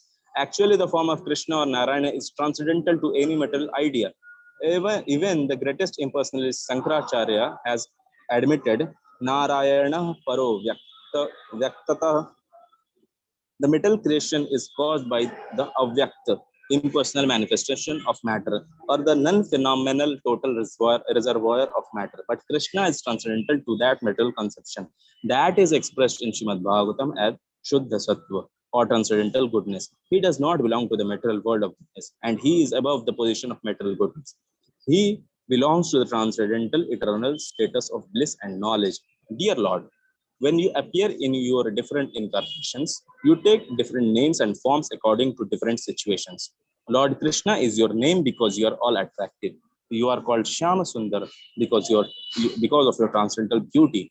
Shyama means blackish, yet it is said that you are more beautiful than thousands of cupids. Kandarbha Koti Kamaniya. Although you appear in a form which is compared to the blackish cloud, because you are the transcendental absolute, your beauty is many, many times more attractive than the delicate body of Cupid. Sometimes you are called Giridhari because you lifted the hill known as Govardhana. You are sometimes called Nandanandana or Vasudeva or Devaki Nandan because you appear as the son of Maharaj Nanda or Vasudeva or Devaki. Impersonalists think that your many names or forms are given according to the particular type of work and quality because they accept you from the position of a material observer. Our dear Lord, the way of understanding is not to study your absolute nature form of activities by mental speculation. One must engage himself in devotional service, then one can understand your absolute nature and your transcendental form, name, and qualities. Actually, only a person who has little taste for the service of your lotus feet can understand your transcendental nature or form and qualities. Others may go on speculating for millions of years, but it is not possible for them to understand even a single part of your actual position. In other words, the Supreme Personality of Godhead Krishna cannot be understood by the non-devotees because there is a curtain of Yogamaya which covers Krishna's actual features. As confirmed in the Bhagavad Gita, Naham Prakashas Sarvasya. The Lord says, I am not exposed to anyone and everyone. When Krishna came, he was actually present on the battlefield of Kurukshetra and everyone saw him. But not everyone could understand that he was the Supreme Personality of Godhead. Still, everyone who died in his presence attained complete liberation from material bondage and was transferred to the spiritual world. Oh Lord, the impersonalists or non-devotees cannot understand that your name is identical with your form. Since the Lord is absolute, there is no difference between his name and his actual form. In the material world, there is a difference between form and name. The mango fruit is different from the name of the mango. One cannot taste the mango fruit simply by chanting mango, mango, mango. But the devotee who knows that there is no difference between the name and the form of form of the Lord, chants Hare Krishna, Krishna Krishna, Hare Hare, Hare Rama, Rama Rama, Hare Hare, and realizes that he is always in Krishna's company. For persons who are not very advanced in absolute knowledge of the Supreme, Lord Krishna exhibits his transcendental pastimes. Such persons can simply think of the pastimes of Lord and get full benefit. Since there is no difference between the transcendental name and form of Lord, there is no difference between the transcendental pastimes and the form of Lord. For those who are less intelligent, like women, laborers, or the mercantile class, the great sage Vyasdeva wrote the Mahabharata. In the Mahabharata, Krishna is present in his different activities. The Mahabharata is history, and simply by studying, hearing, and memorizing the transcendental activities of Krishna, the less intelligent can also gradually rise to the standard of a pure devotee. The pure devotees who are always absorbed in the thought of the transcendental lotus feet of Krishna and who are always engaged in the devotional service in full Krishna consciousness can never to be considered to be in the material world. Srila Rupa Goswami has explained that those who are always engaged in Krishna consciousness with body, mind, and activities are to be considered liberated even within this body. This is confirmed in the Bhagavad Gita. Those who are engaged in the devotional service of the Lord have already transcended the material position. Krishna appears in order to give chance to both the devotees and the non-devotees for realization of the ultimate goal of life. The devotees get the direct chance to see him and worship him. Those who are not on that platform get the chance to become acquainted with his activities and thus become elevated to the same position. Our dear Lord, our supreme controller, when you appear on earth, all the demons like Kamsa and Jarasandha will be vanquished, and all good fortune will be ushered into the world. When you walk on the globe, your lotus feet will impress on the ground the marks of your souls, such as the flag, the trident, and the thunderbolt. Thus, you will grace both the earth and us on the heavenly planets, who shall see those marks. O dear Lord, the demigods continued, you are unborn. Therefore, we do not find any reason for your appearance other than for your pleasurable pastimes. Although the reason for the appearance of the Lord is stated in the Bhagavad Gita, he descends just to give protection to the devotees and vanquish the non-devotees. Actually, he descends for his pleasure meeting with the devotees, not really to vanquish the non-devotees. The non-devotees can be vanquished simply by the kick of material nature. The actions and reactions of material nature, creations, maintenance, and annihilation are being carried out automatically. But simply by taking shelter of your holy name, the devotees are fully protected because your holy name and your personality are non-different. The protection of the devotees and the annihilation of the non-devotees are actually not the business of the Supreme Personality of Godhead. When it descends, it is just for his transcendental pleasure. There cannot be any other reason for his appearance. Our dear Lord, you are appearing as the best of the Yadu dynasty, and we are offering our respectful, humble obeisances unto your lotus feet.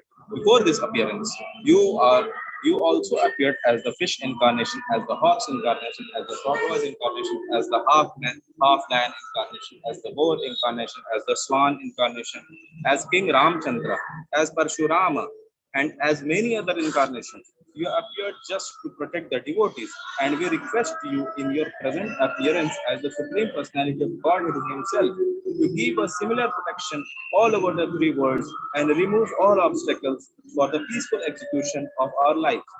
Dear Mother Devaki, within your womb is the Supreme Personality of Godhead, appearing along with all his plenary extensions. He is the original personality of Godhead, appearing for our welfare.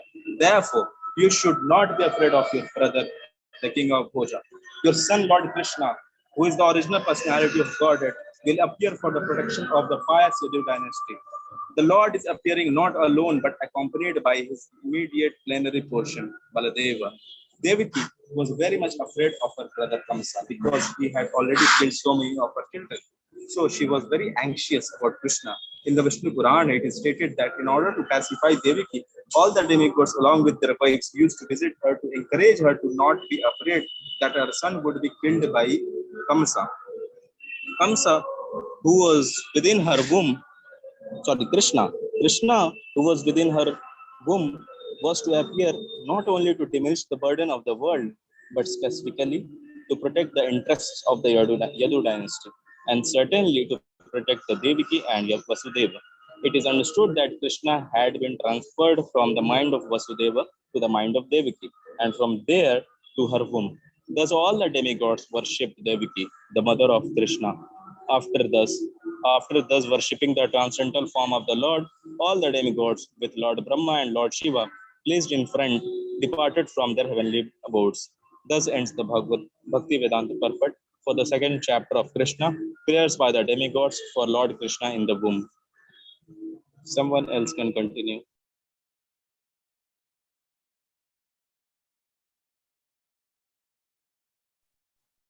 Chapter 3. Am I audible? Yes, sir. Yes, but if you put earphone, it will be nice. I don't know. It's not working on earphone. Now we can hear you nicely.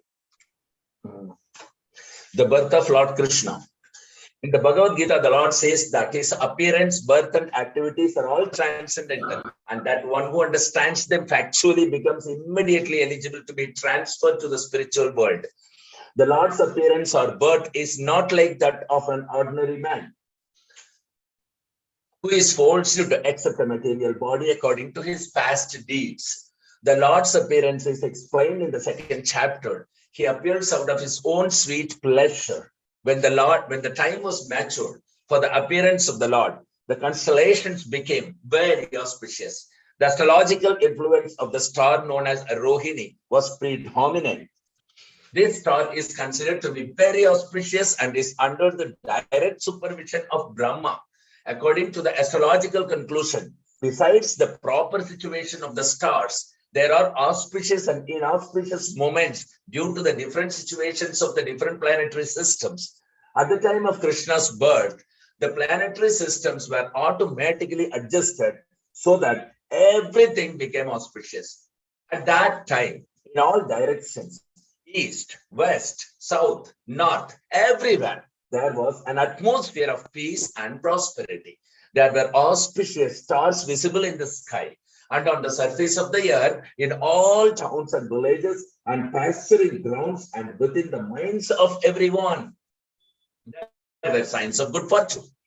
The rivers were flowing full of waters and lakes were beautifully decorated with lotus flowers. The forests were full with beautiful birds and peacocks. All the birds within the forest began to sing with sweet voices, and the peacocks began to dance along with their consorts. The wind blew very pleasantly, carrying the aroma of different flowers, and the sensation of bodily touch was very pleasing. At home, the Brahmanas, who were accustomed to offering sacrifices in the fire, found their home very pleasant for offerings. Due to disturbances created by the demoniac kings, the sacrificial fire had been almost stopped in the houses of Brahmanas. But now they could find the opportunity to start the fire peacefully. Being forbidden to offer sacrifices, Brahmanas had been very much distressed in mind. Intelligence and activities. But just on the point of Krishna's appearance, automatically their minds became full of joy because they could hear transcendental vibrations in the sky proclaiming the appearance of the Supreme Personality of Godhead. The denizens of the Gandharva and Kinnara planets began to sing, and the denizens of Siddhaloka and the planets of the Charanas began to offer prayers in the service of the Personality of Godhead. In the heavenly planets, the angels and their wives, along with the Vidyadharas and their wives, began to dance. The great sages and the demigods, being pleased, began to shower flowers. At the seashore, there was the sound of mild waves, and above the sea, there were clouds in the sky which began to thunder very pleasingly. When things were adjusted like this, Lord Vishnu, who is residing within the heart of every living entity, appeared in the darkness of night as the Supreme Personality of Godhead before Devaki, who appeared as one of the demigoddesses. The appearance of Lord Vishnu at that time could be compared to the rising of the full moon over the eastern horizon. The objection may be raised that since Lord Krishna appeared on the 8th day of the waning moon, there could be no rising of the full moon. In answer to this, it may be said that Lord Krishna appeared in the dynasty which is in the hierarchy of the moon. Therefore, although the moon was incomplete on that night, because of the Lord's appearance in the dynasty wherein the moon is himself the original person, the moon was in an overjoyous condition. So by the grace of Krishna, he could appear just like a full moon. In an astronomical treatise by the name Kamanikya, the constellations at the time of the appearance of Lord Krishna are very nicely described. It is confirmed that the child born at that auspicious moment was the Supreme Brahman, or the Absolute Truth. Sudeva saw that wonderful child born as a baby with 4 hands holding conch shell, club, disc, and lotus flower, decorated with the mark of Srivatsa, wearing the jeweled necklace of Kaustuva stone, dressed in yellow silk, appearing dazzling like a bright blackish cloud, wearing a helmet bedecked with the Iduria stone, valuable bracelets, earrings, and similar other ornaments all over his body, and beautified by an abundance of hair on his head. Due to the extraordinary features of the child, Vasudeva was struck with wonder. How could a newly born child be so decorated? He could therefore understand that Lord Krishna had now appeared and he became overpowered by the occasion. Vasudeva very humbly wondered that although he was an ordinary living entity conditioned by material nature and was externally imprisoned by Kamsa, the all-pervading personality of God Vishnu or Krishna had appeared as a child in his home, exactly in his original position. No earthly child is born with 4 hands, decorated with ornaments and nice clothing, fully equipped with all the signs of the Supreme Personality of Godhead. Over and over again, Vasudeva glanced at his child and he considered how to celebrate this auspicious moment. Generally, when a male child is born, he thought people observe the occasion with a jubilant celebrations. And in my home, although I am imprisoned, Supreme Personality of Godhead has taken birth. How many millions and millions of times should I prepare to observe this auspicious ceremony?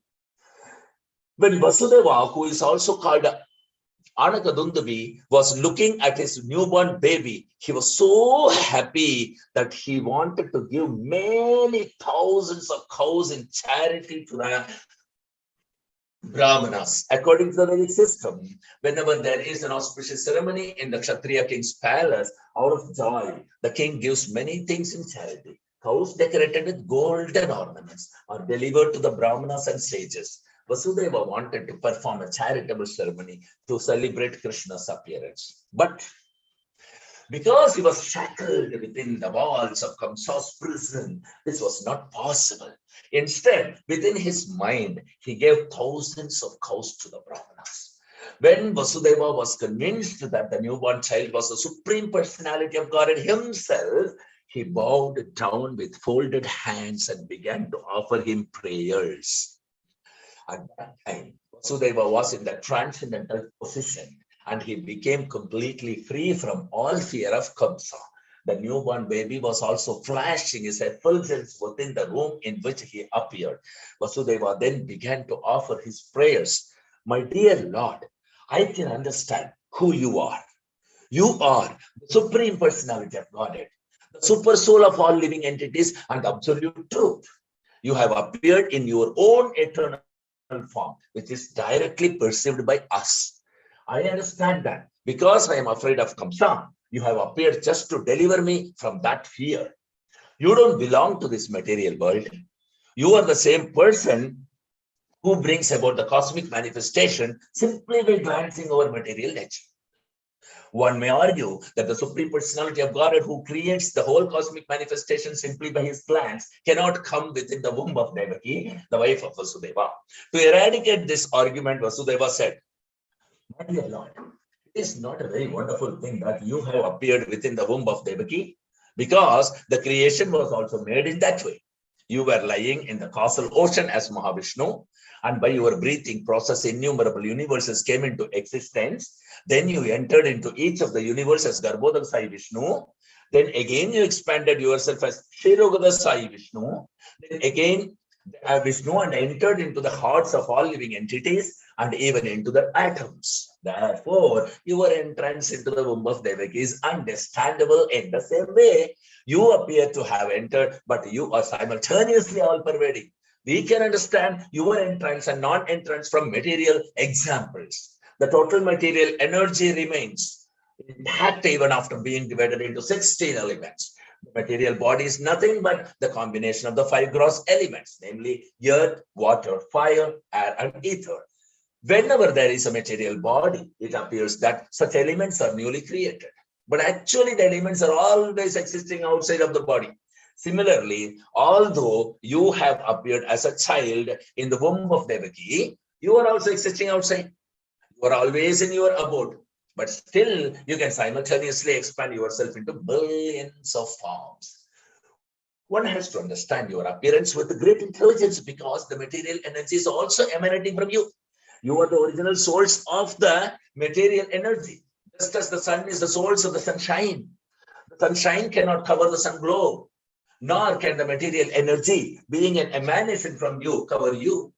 You appear to be in the 3 modes of material energy, but actually the 3 modes of material energy cannot cover you.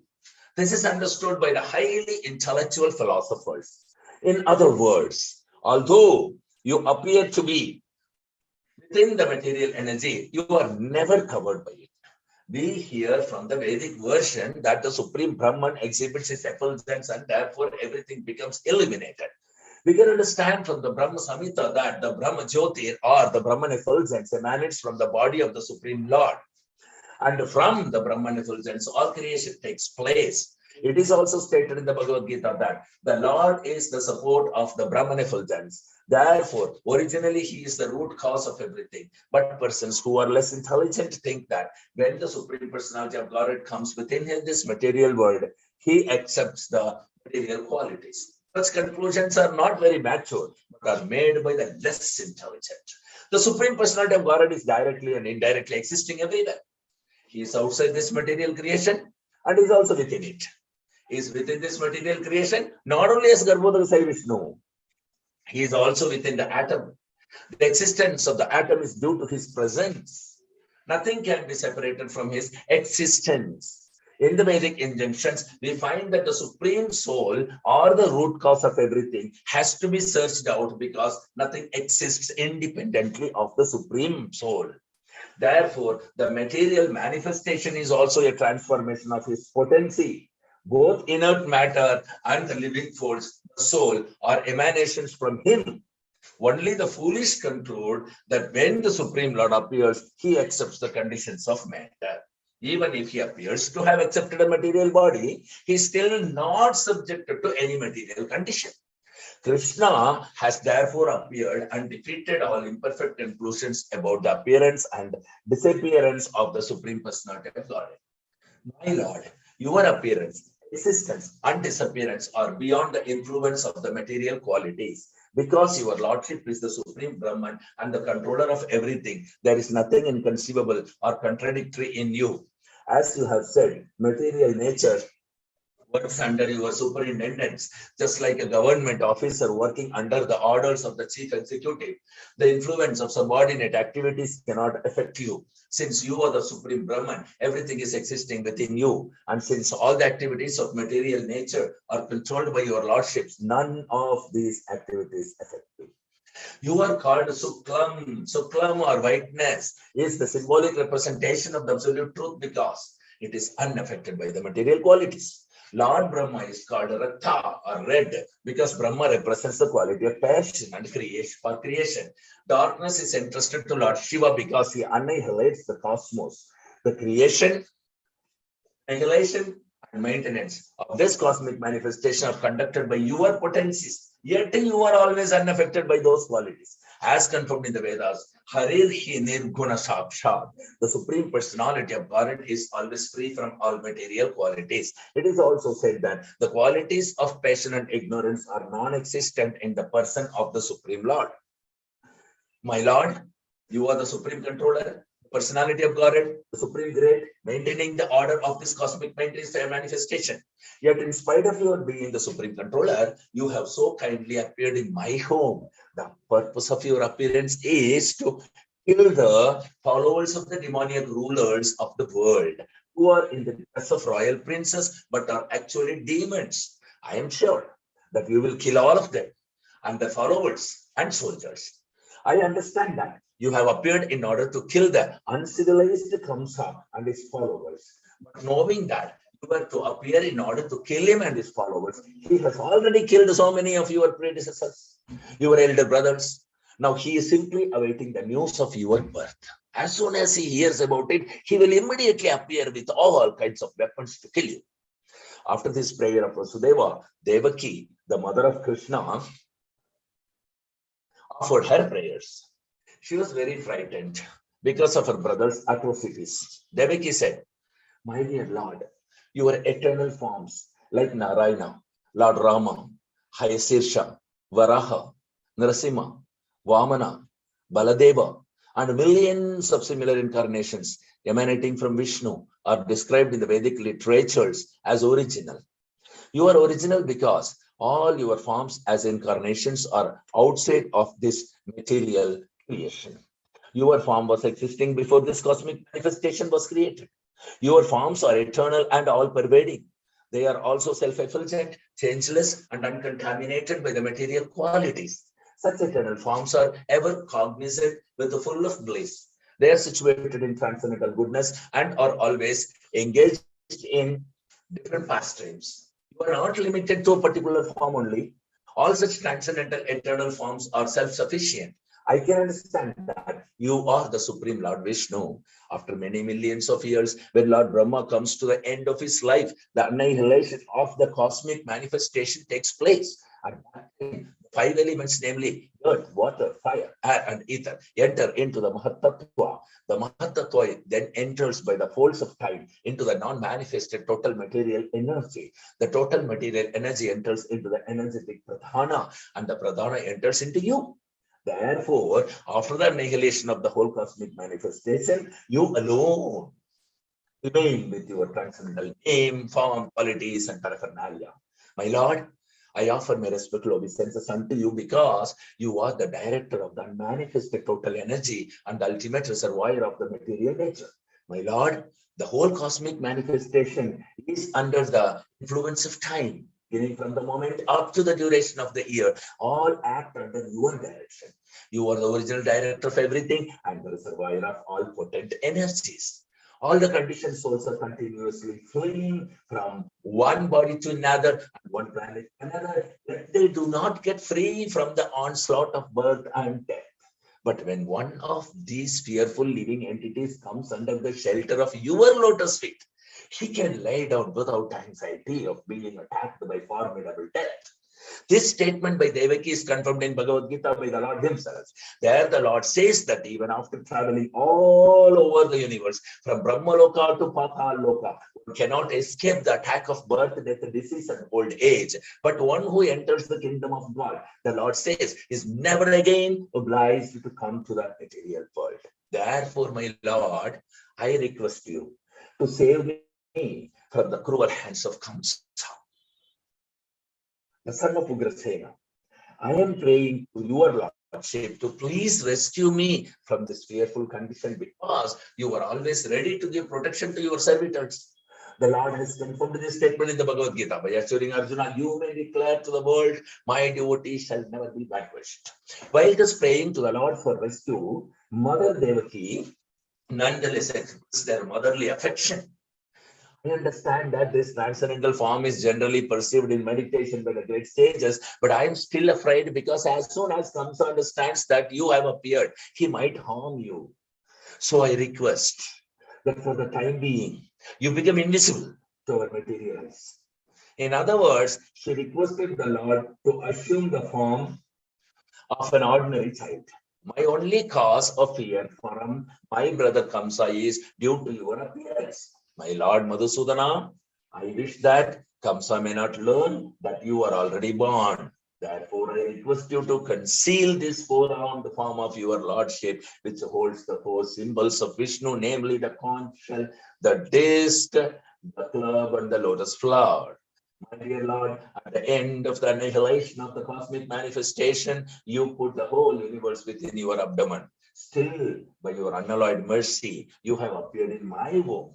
I am surprised that you imitate the activities of ordinary human beings just to please your devotees. On hearing the prayers of Devaki, the Lord replied, my dear mother, in the millennium of Swayambhuva Manu, my father Vasudeva was living as one of the Prajapatis.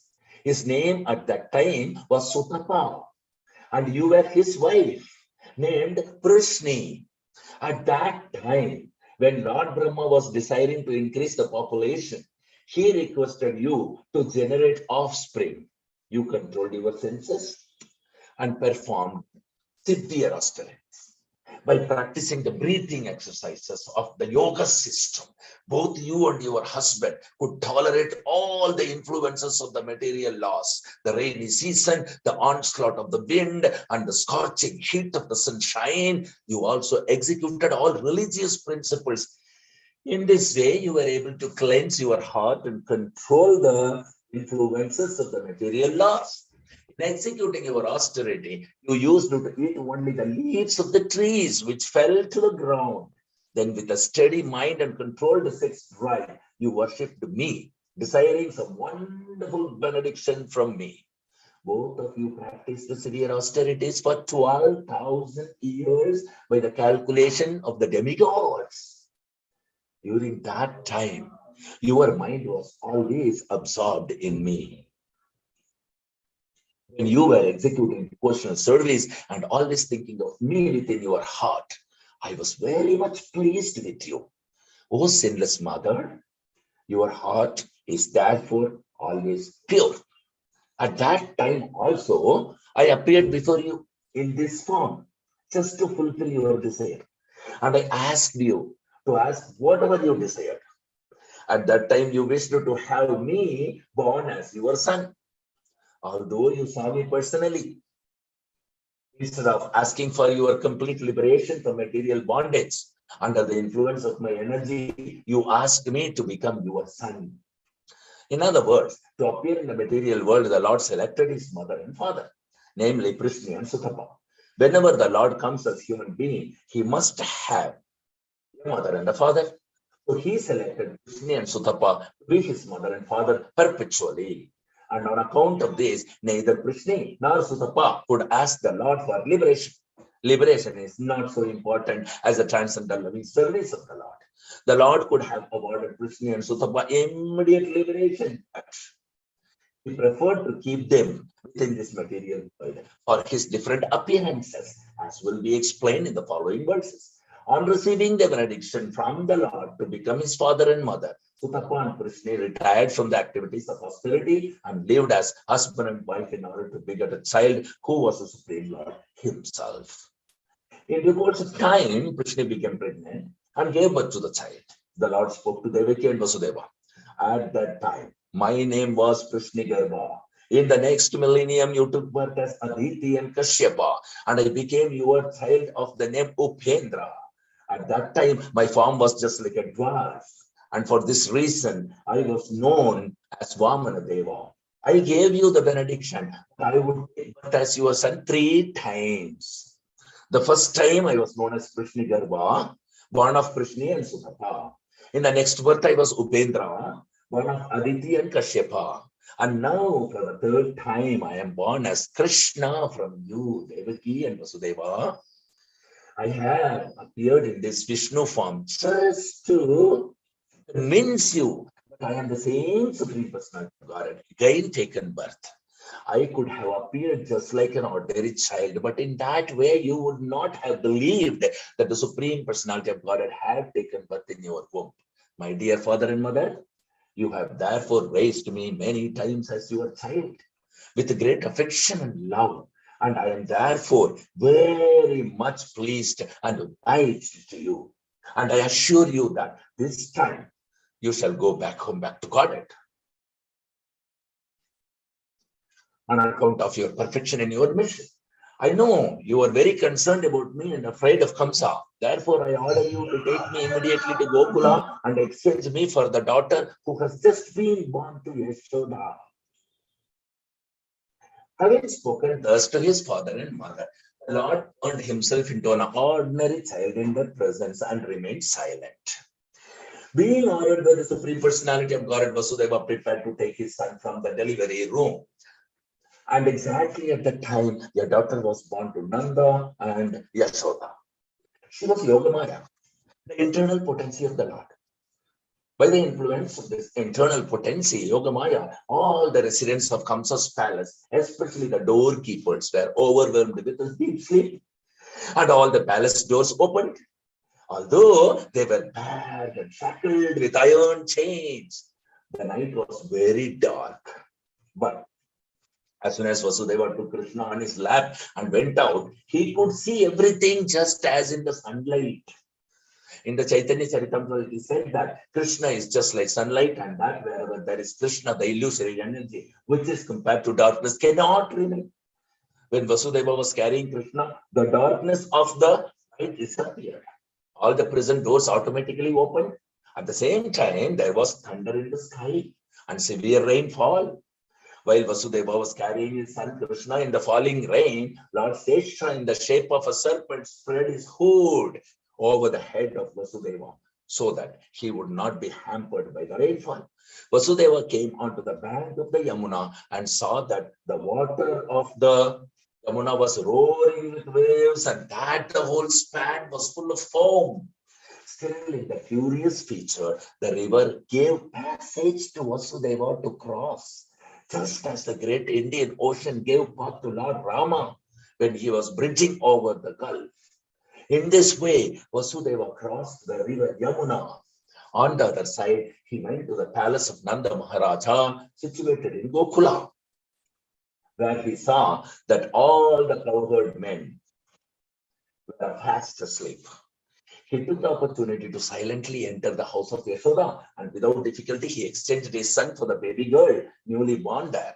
Then, after entering the house very silently and exchanging the boy for the girl, he returned to the prison of Kamsa and silently put the girl on the lap of Devaki. He again clamped the shackles on himself so that Kamsa could not recognize that so many things had happened. Mother Yashoda understood that a child had been born to her. But because she was very tired from the labor of childbirth, she fell fast asleep. When she awoke, she could not remember whether she had given birth to a male or a female child. Thus ends the Bhakti Vedanta purport of the third chapter of Krishna, the birth of Lord Krishna.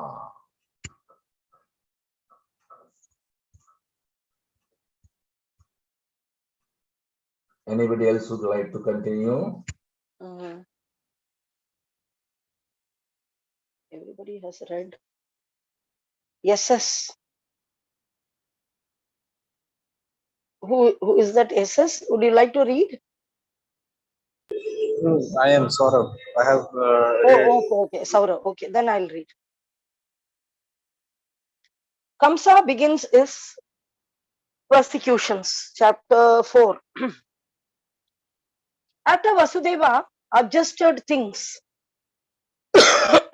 as they had been before he carried Krishna to Gokula, and all the doors and gates became similarly closed. The gatekeepers awoke and heard the newborn child crying. Kamsa was waiting to hear the news of the child's birth, and the gatekeepers immediately approached him and informed him that the child was born. At that time, Kamsa got up from his bed very quickly and exclaimed, "Now the cruel death of my life is born." Kamsa became perplexed. Now that his death was approaching and his hair scattered, immediately he proceeded towards the palace where the child was born. Devaki, on seeing his brother approaching, prayed in a very meek attitude to Kamsa, "My dear brother, please do not kill this female child. I promise that this child will be the wife of your son. Therefore, don't kill her. You are not to be killed by any female child. The woman that you are to be killed, the woman was that you are to be killed by a male child. So please do not kill her. My dear brother, you have killed so many of my children who were just born shining like the sun.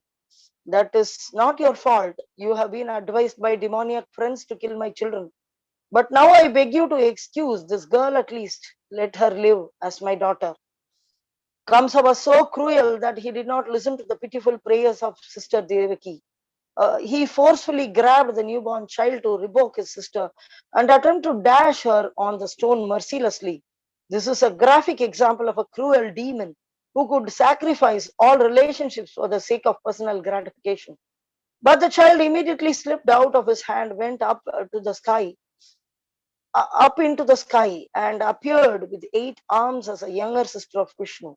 She was decorated with nice garments and flower garlands and ornaments. In her 8 hands, she held a bow, lance, arrow, sword, conch shell, disc, club, and shield.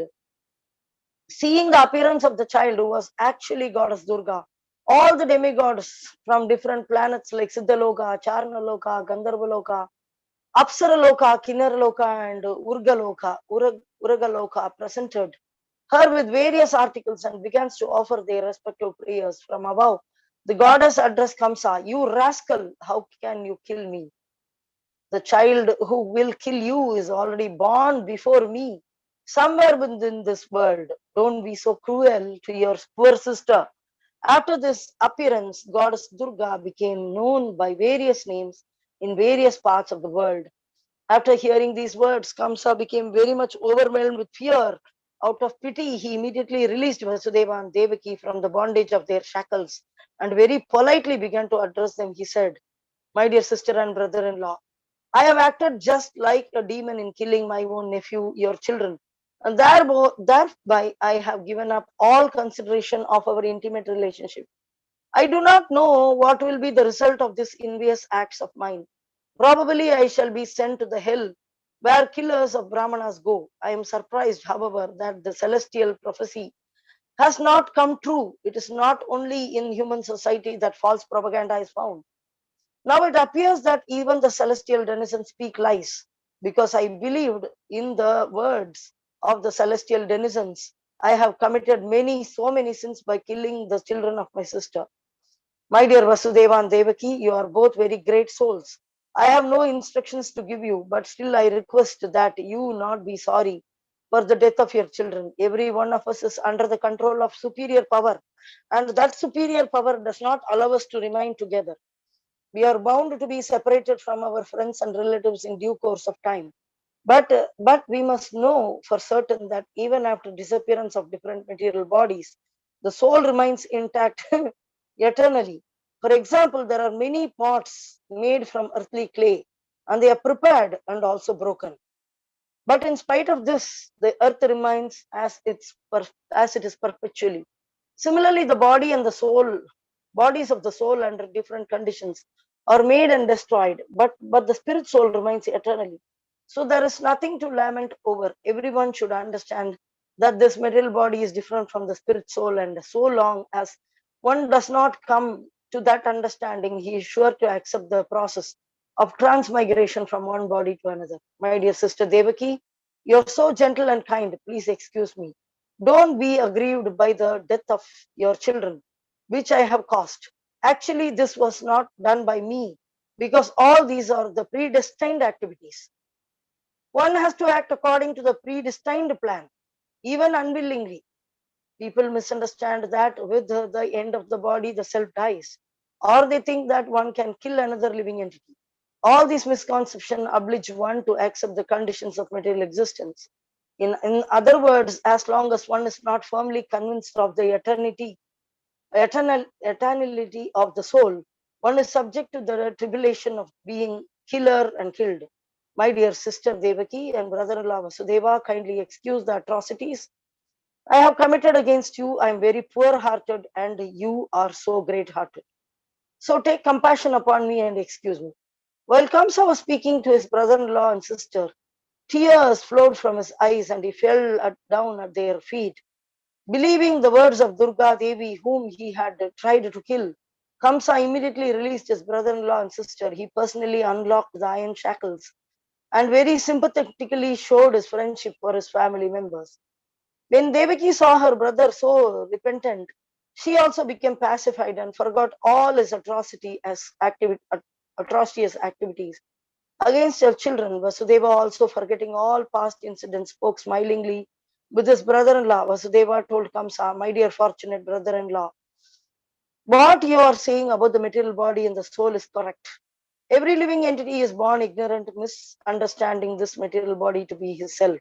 The conception of life is due to ignorance, and on the basis of ignorance, we create enmity or friendship, lamentation, jubilation, fearfulness, envy, greed, illusion, and madness are different features of our material concepts of life. A person influenced like this engages in enmity only due to the material body being engaged in such activities. We forget our eternal relationship with the Supreme Personality of Godhead. Vasudeva took the opportunity of Kamsa's benevolence and informed him that his atheistic activities were also due to this misconception of life, namely, taking the material body to be the self. When Vasudeva talked with Kamsa in such an illuminating way, Kamsa became very much pleased, and his guilt for killing his nephew subsided. With the permission of his sister Devaki and brother-in-law Vasudeva, he returned to his home with a relieved mind. But the next day, Kamsa called all his counselors together. But the next day, Kamsa called all his counselors together and narrated to them all the incidents that had happened the night before. All the counselors of Kamsa were demons and eternal enemies of the demigods. So they became depressed upon hearing their master speak of the night's event. And although they were not very much experienced in and or learnt, they began to give instruction to Kamsa as follows. Dear sir, let us now make arrangement to kill all children who were born within the last 10 days in all towns, countries, and villages, pasturing grounds. Let us execute this plan indiscriminately. We think that the demigods cannot do anything against us if we perform these atrocities. They are always afraid of fighting with us, and even if they wish to check our activities, they will not dare to do so because of your immeasurable strength. They fear your bow. Indeed, we have practical experience that whenever you stood to fight with them and began to shower your arrows on them, they immediately fled in all directions just to save their lives.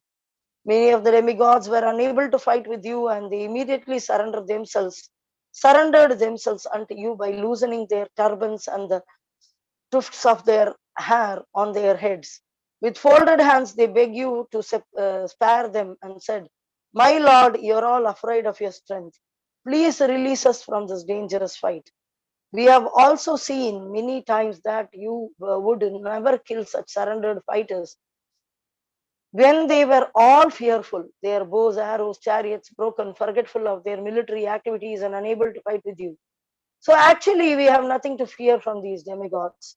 They are very proud of being great fighters in peace times outside the war field. But actually, they cannot show any talent or military power on the war field. Although Lord Vishnu, Lord Shiva, and Lord Brahma are always ready to help the demigods, aided by Indra, we have no reason to be afraid of them. As far as Lord Vishnu is concerned, he has already hidden himself within the hearts of all the living entities, and he cannot come out. As far as Lord Shiva is concerned, he has renounced all activities. He has already entered into the forest. And Lord Brahma is always engaged in different types of austerities and meditation. And what to speak of Indra, he is a straw in comparison to your strength.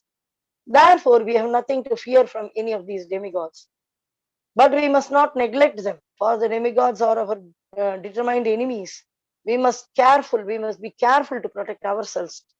To root them out from their very existence, we should just engage ourselves in your service and be always ready for your command. The demons continue to say, if there is some disease in the body which is neglected, it worsens and becomes incurable.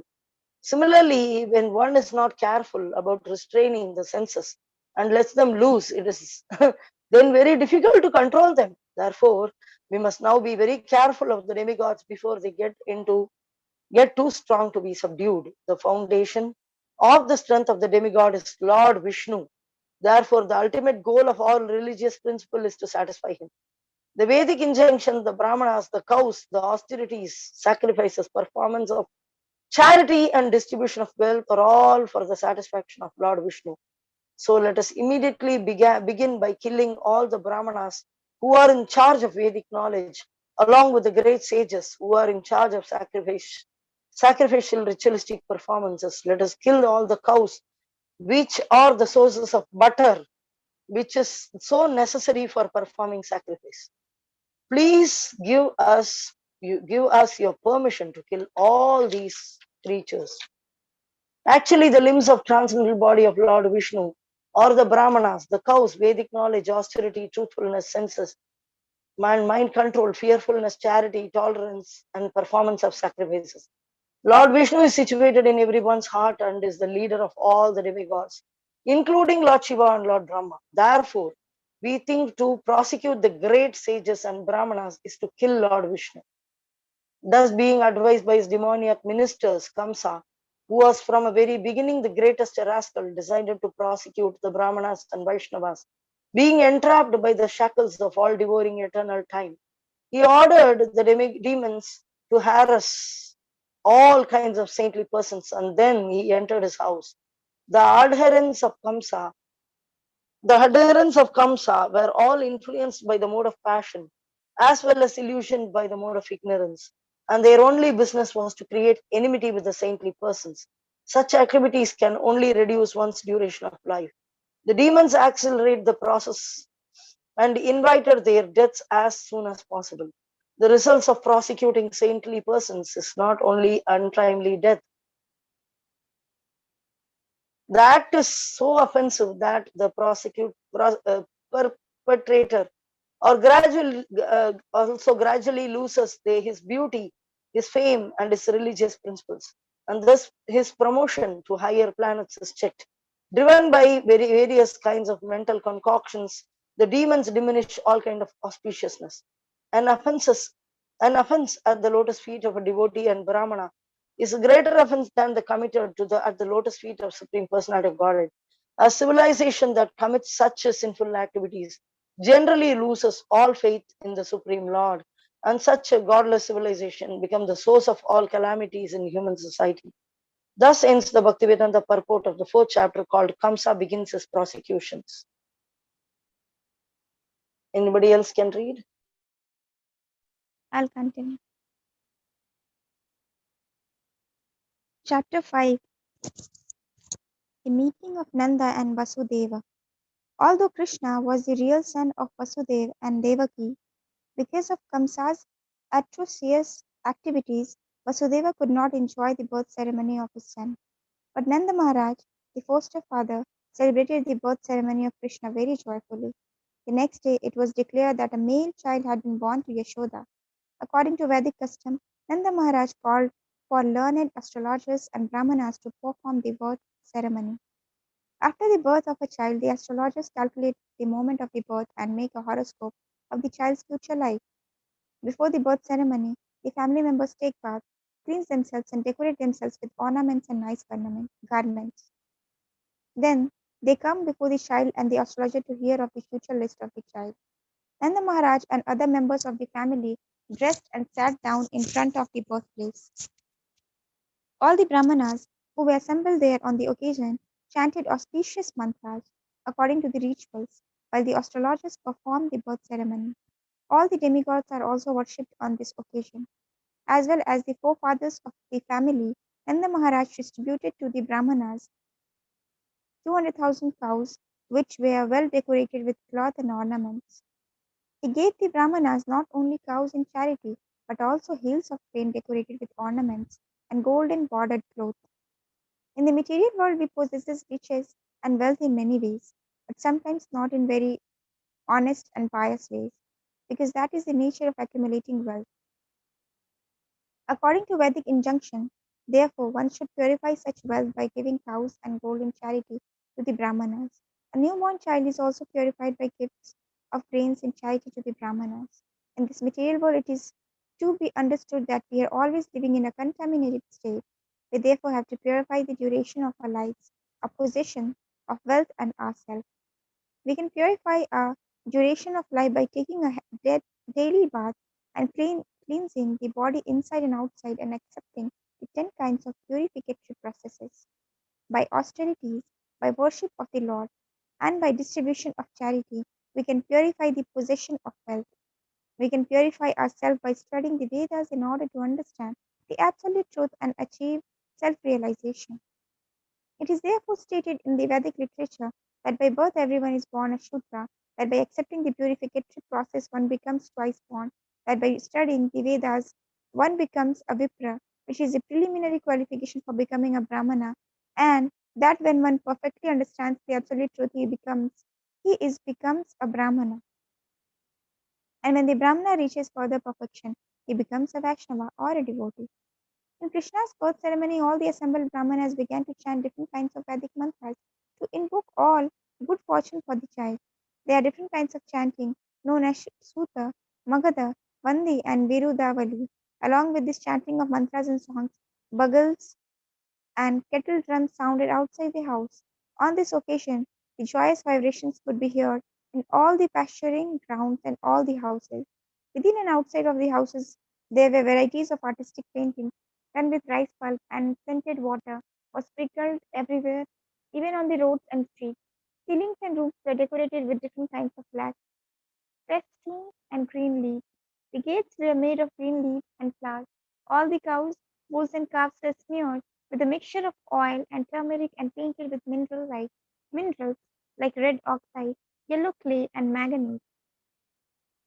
They wore garlands of peacock feathers and were covered with nice colored cloths and gold necklaces.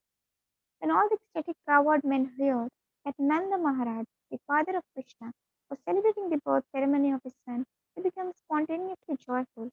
They dressed themselves with very costly garments and ornament, ornamented their bodies with different kinds of earrings and necklaces and wore great turbans on their heads. After dressing themselves in this gorgeous way, they took various kinds of presentations and thus approached the house of Nanda Maharaj. As soon as they heard that Mother Yashoda had given birth to a child, all the cowherd women became overwhelmed with joy, and they also dressed themselves with various kinds of costly garments and ornaments and smeared scented cosmetics on their bodies. As the dust on the lotus flower exhibits the exquisite exquisite beauty of the flower, all the gopis, cowherd women, applied the dust of kunkuma on their lotus-like faces. These beautiful gopis took their different presentations and very soon reached the house of Maharaja Nand. Overburdened with their heavy lips and swollen breasts, the gopis could not proceed very quickly toward the house of Nanda Maharaj. But out of ecstatic love for Krishna, they proceeded as quickly as possible. Their ears were decorated with pearl rings, their neck with jeweled lockets, their lips and eyes with different kinds of lipstick and ointment, and their hands with nice golden bangles. As they were very hastily passing over the stone road, the flower garlands which were decorating their bodies fell to the ground, and it appeared that a shower of flowers was falling from the sky. From the movement of the different kinds of ornaments on their bodies, they were looking still more beautiful. In this way, they all reached the house of Nanda Yashoda and blessed the child. Dear child, you live long just to protect us. While they were blessing child Krishna in this way, they offered a mixture of turmeric powder, oil, yogurt, milk, and water. They sprinkled this mixture not only on the body of child Krishna, but on all other persons who were present there. Also, on that auspicious occasion, there were different bands of expert musicians playing. When the cowherd men saw the pastimes of the cowherd women, they became very joyful, and in response, they also began to throw yogurt, milk, clarified butter, and water upon the bodies of the gopis. Then both parties began to throw butter on each other's bodies. And the Maharaj was also very happy to see the pastimes of the cowherd men and women, and he became very liberal in giving charity to the different singers who were assembled there. Some singers were reciting great verses from the Upanishads and Puranas. Some were glorifying the family ancestors, and some were singing very sweet songs. There were also many learned Brahmanas present, and Nanda Maharaja, being very satisfied on this occasion, gave them different kinds of garments, ornaments, and cows in charity. It is very important to note in this connection how wealthy the inhabitants of Vrindavan were simply by raising cows. All the cowherd men belonged to the Vaishya community, and their business was to protect the cows and cultivate crops. By their dress and ornaments and by their behavior, it appears that although they were in a small village, they still were rich in material possessions. They possessed such an abundance of various kinds of milk products that they were throwing butter lavishly on each other's bodies without restriction. Their wealth was in milk, yogurt, clarified butter, and many other milk products. And by trading their agricultural products, they were rich in various kinds of jewelry, ornaments, and costly garments. Not only did they possess all these things, but they Can you read possessed. a little slowly? That some words I'm not able to hear. Okay, okay, ma'am. Not only did they possess all these things, but they could give them away in charity lavishly, as did Nanda Maharaj. Thus, Nanda Maharaj, the foster father of Lord Krishna, began to satisfy the desire of all the men assembled there. He respectfully received them and gave them in charity whatever they desired. The learned Brahmanas, who had no other source of income, were completely dependent on the Vaishya community for their maintenance, and they received gifts on such festive occasions as birthdays and marriages. While Nanda Maharaj was worshipping Lord Vishnu on this occasion and was trying to satisfy all the people there, his only desire was that the newborn child Krishna would be happy. Nanda Maharaj had no knowledge that this child was the origin of Vishnu. He was praying to Lord Vishnu to protect him. Rohini Devi, the mother of Balaram, was the most fortunate wife of Vasudeva. She was away from her husband Yet just to congratulate Maharaj Nanda on the occasion of the birth ceremony of his son, Krishna, she dressed herself very nicely, wearing a garland, a necklace, and other bodily ornaments. She appeared on the scene and moved hither and thither. According to the Vedic system, a woman whose husband is not at home does not dress herself very nicely. But although Rohini's husband was away, she still dressed herself very nicely on this occasion. From the opulence of the birth ceremony of Krishna, it is very clear that at that time Vrindavan was rich in every respect. Because Lord Krishna took birth in the house of King Nanda and Mother Yashoda, the goddess of fortune was obliged to manifest her opulences in Vrindavan. It appeared that Vrindavan had already become a site for the pastimes of the goddess of fortune. After the birth ceremony, Nanda Maharaj decided to go to Mathura to pay the annual tax to the government of Kamsa. Before leaving, he called for the able cowherd men of the village and asked them to take care of Vrindavan in his absence. When Nanda Maharaj arrived in Mathura, Vasudeva got the news and he was very eager to congratulate his friend. He immediately went to the place where Nanda Maharaj was staying. When Nand saw Vasudeva, he felt that he had regained his life. Nanda, overwhelmed with joy, immediately stood up and embraced Vasudeva. Vasudeva was received very warmly and offered a nice place to sit. Anxious about his two sons, who had been put under the protection of Nanda without Nanda's knowledge, Vasudeva inquired about them with great anxiety. Both Balaram and Krishna were the sons of Vasudeva. Balaram was transferred to the womb of Rohini, Vasudeva's own wife, but Rohini was kept under the protection of Nanda Maharaj. Krishna was personally delivered to Yashoda and exchanged for her daughter. Nanda Maharaj knew that Balram was the son of Vasudeva, but he did not know that Krishna was also Vasudeva's son. Vasudeva, of course, was aware of this fact and inquired very eagerly about both Krishna and Balram. Vasudeva then addressed Nand, "My dear brother, you were old and very anxious to beget a son, and yet you had none. Now, by the grace of the Lord, you are fortunate to have a very nice son. I think that this incident is very auspicious for you. Dear friend, I was imprisoned by Kamsa and now I am released. Therefore, this is another birth for me. I had no hope of seeing you again, but by God's grace, I can see you." In this way, Vasudeva indirectly expressed his anxiety about Krishna. Krishna was sent incognito to the bed of Mother Yashoda, and after Nanda very pompously celebrated Krishna's birth ceremony. He went to Mathura. So Vasudeva was very much pleased and said, "This is a new birth for me." He never expected that Krishna would live because all his other sons had been killed by Kamsa. Vasudeva continued, "My dear friend, it is very difficult for us to live together. Although we have our family and relatives, sons and daughters, by nature's way we are generally separated from one another. The reason for this is that everything, every living entity appears on this earth under different pressures of fruitive activities.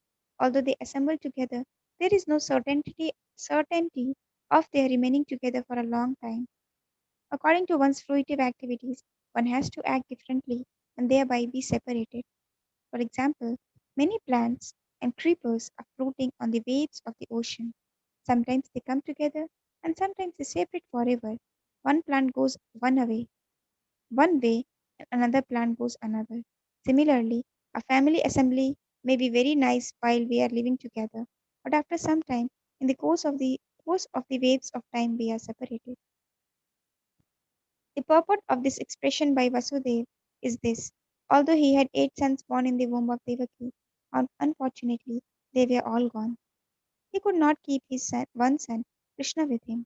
Vasudeva was feeling his separation, but he could not express the real fact. "Please tell me about the welfare of Vrindavan," he said. "You have many animals. Are they happy? Are they getting sufficient grass and water? Please also let me know whether the place where you are now living is undisturbed and peaceful." This inquiry was made by Vasudeva because he was very anxious about Krishna's safety. He knew that Kamsa and his followers were trying to kill Krishna by sending various kinds of demons. They had already resolved that all children born within 10 days of the birthday of Krishna should be killed. Because Vasudeva was so anxious about Krishna, he inquired about the safety of his residents. He also inquired about Balaram and his mother, Rohini, who were entrusted to the care of Nanda Maharaj. Vasudeva also reminded Nanda Maharaj that Balaram did not know his real father. He knows you as his father, and now you have another child, Krishna, and I think you are taking very nice care of both of them. It is also significant that Vasudeva inquired about the welfare of Nanda Maharaj's animals. The animals, and especially the cows, were protected exactly in the manner of one's children. Vasudeva was a Kshatriya, and Nanda Maharaj was a Vaishya. It is the duty of the Kshatriya to give protection to the citizens, and it is the duty of the Vaishyas to give protection to the cows. The cows are as important as the citizens. Just as the human citizens should be given all kinds of protection, so the cows also should be given full protection. Vasudeva continued to say that the maintenance of religious principles, economic development, and the satisfactory execution of meeting the demands of the senses depend on cooperation among relatives, nations, and all humanity. Therefore, it is everyone's duty to see that his fellow citizens and the cows are not pulled into difficulty. One should see to the peace and comfort of his fellow man and the animals. Development of religious principles, economic development, and sense gratification can take can then be achieved without difficulty. Vasudeva expressed his sorrow due to not being able to give protection to his own sons, born of Devaki. He was thinking that religious principles, economic development, and the satisfaction of his senses were therefore all lost. On hearing this, Nanda Maharaj replied, My dear Vasudeva, I know that you are very much aggrieved because the cruel king Kamsa has killed all your sons, born of Devaki. Although the last child was a daughter, Kamsa could not kill her, and she has entered into the celestial planets. My dear friend, do not be aggrieved. We are all being controlled by our past unseen activities. Everyone is subjected to his past deeds, and one who is conversant with the philosophy of karma and its reactions is a man in knowledge. Such a person will not be aggrieved at any incident, happy or miserable. Vasudeva then replied, My dear Nanda, if you have already paid the government taxes, then return soon to your place, because I think that there may be some disturbances in Gokula. After the friendly conversation between Nanda Maharaj and Vasudeva, Vasudeva returned to his home. Nanda Maharaj and the other cowherd men who had come to Mathura to pay their taxes also returned home. Thus ends the Bhaktivedanta purport of the fifth chapter of Krishna, the meeting of Nanda and Vasudeva. Someone else can continue. Chapter 6, Putana killed. While Nand Maharaja was returning home, he considered Vasudeva's warning that there might be some disturbance in Gokula. Certainly, the advice was friendly and not false. So Nanda thought there is some truth in it. Therefore, out of fear, he began to take shelter of the Supreme Personality of Godhead. It is quite natural for a devotee in danger to think of Krishna because he has no other shelter. When a child is in danger, he takes shelter of his mother or father. Similarly, a devotee is always under the shelter of the Supreme Personality of Godhead.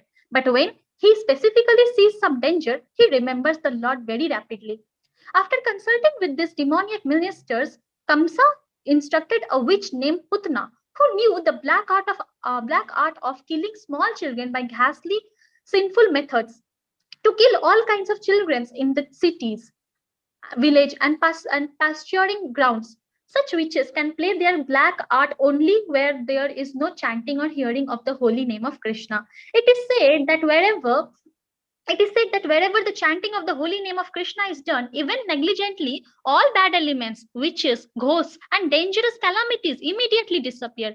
And this is certainly true of the place where the chanting of the holy name of Krishna is done seriously, especially in Vrindavan, when the Supreme Lord was personally present. Therefore, the doubts of Nanda Maharaja were certainly based on affection for Krishna.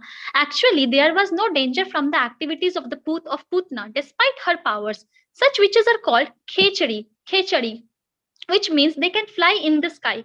This black art of witchcraft is still practiced by some women in the remote northwestern side of India. They can transfer themselves from one place to another on the branch of an uprooted tree. Putna knew this witchcraft and therefore she is described in Bhagavatam as khechari. Putana entered the country of Gokula, the residential quarter of Nanda Maharaja, without permission, dressing herself just like a beautiful woman. She entered the house of Mother Yashoda. She appeared very beautiful, with raised lips, nicely swollen breasts, earrings, and flowers in her hair. She looked specially beautiful on account of her thin waist. She was glancing at everyone with very attractive looks and smiling face, and all the residents of Vrindavana were captivated. The innocent cowherd woman thought she was the goddess of fortune appearing in the Vrindavana with a lotus flower in her hand. It seemed to them that she had personally come to see Krishna, who is her husband. Because of her exquisite beauty, no one checked her movement, and therefore she freely entered the house of Nand Maharaja. Putna, the killer of many children, found baby Krishna lying on a small bed, and she could at once perceive that the baby was hiding his unparalleled potencies, which resembled fire covered by the ashes. Putna thought, this child is so powerful that he can destroy the whole universe immediately. Putna's understanding is very significant. The Supreme Personality of Godhead, Krishna, is situated in everyone's heart. It is stated in Bhagavad Gita that he gives one necessary intelligence and he also causes one to forget. Putna was immediately aware that the child whom she was observing in the house of Nand Maharaja was the Supreme Personality of Godhead himself.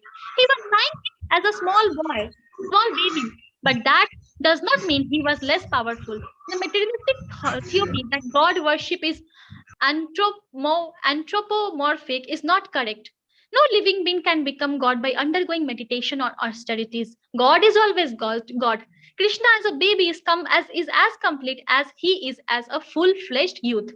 The Mayavada theory holds that the living entity was formerly God but has now become overwhelmed by the influence of Maya. Therefore, the Mayavadis say that presently he is no God, but when the influence of Maya is taken away, he will again become God. This theory cannot be applied to the minute living entities. The living entities are minute parts and parcels of the Supreme Personality of Godhead. They are minute particles or sparks of the original fire.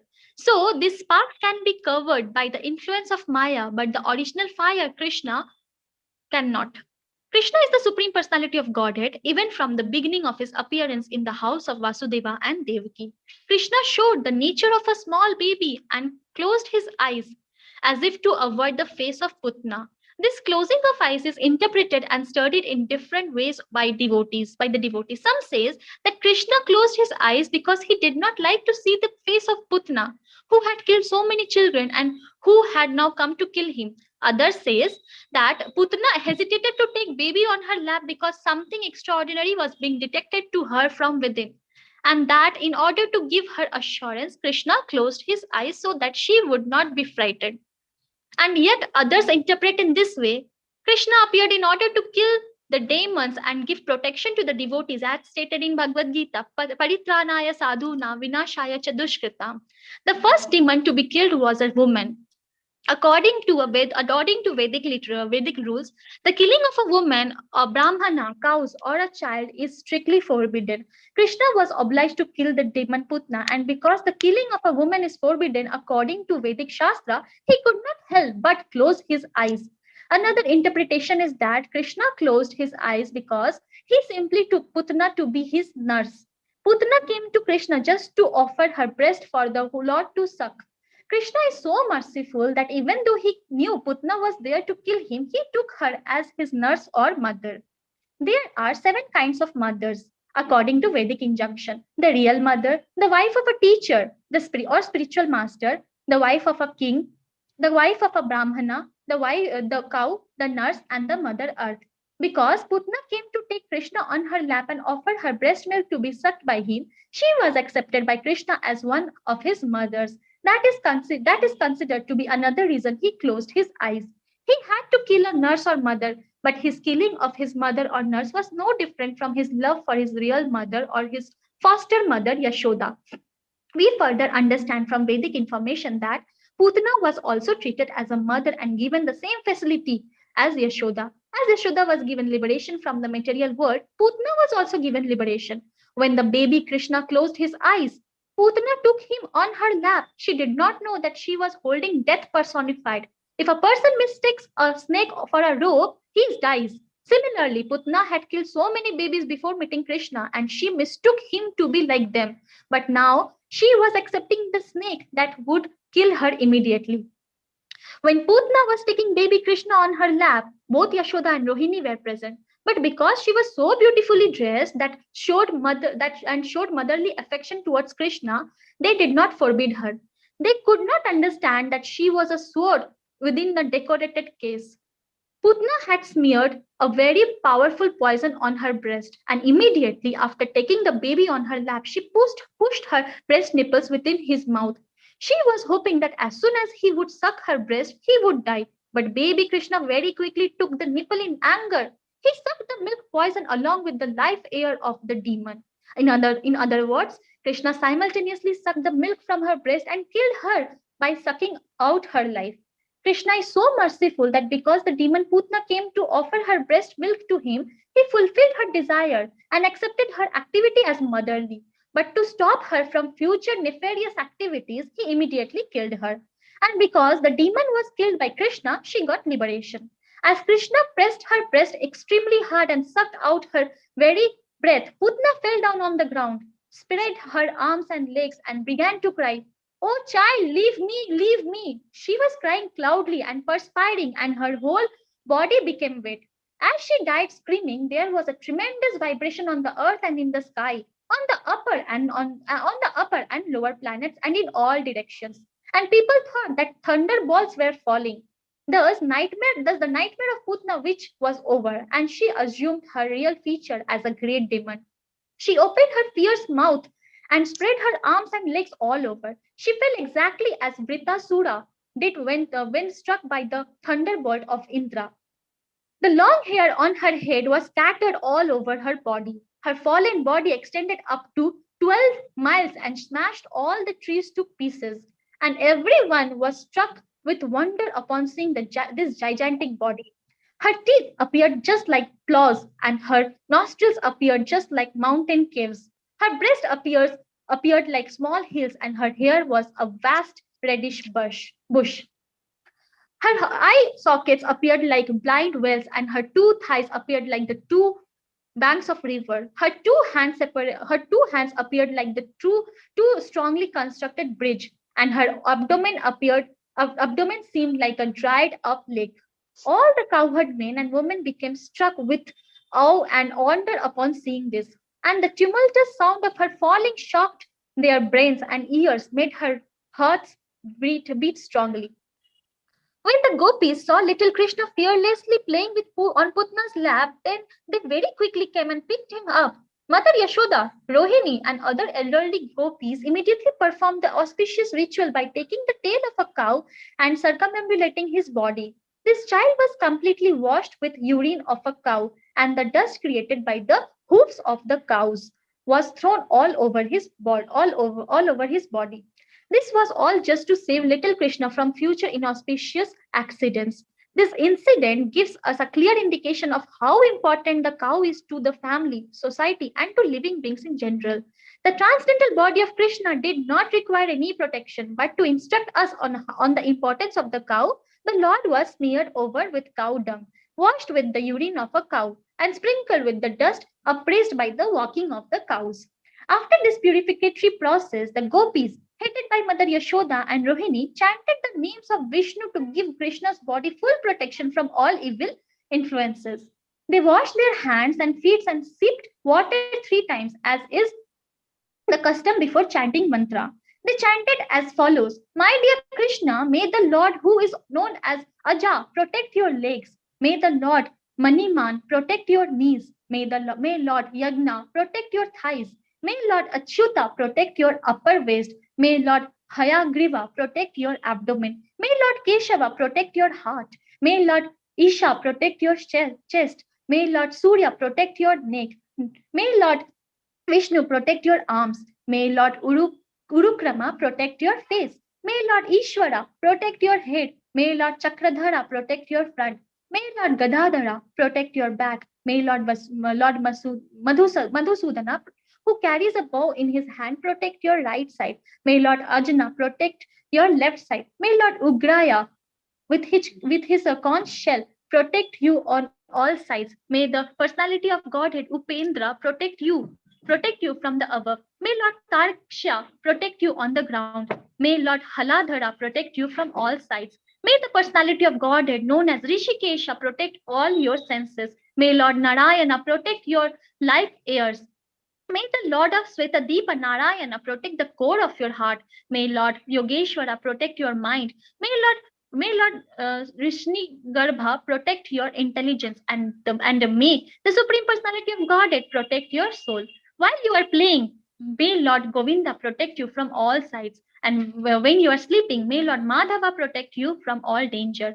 And when you are walking, may the Lord of Vaikuntha protect you from falling down.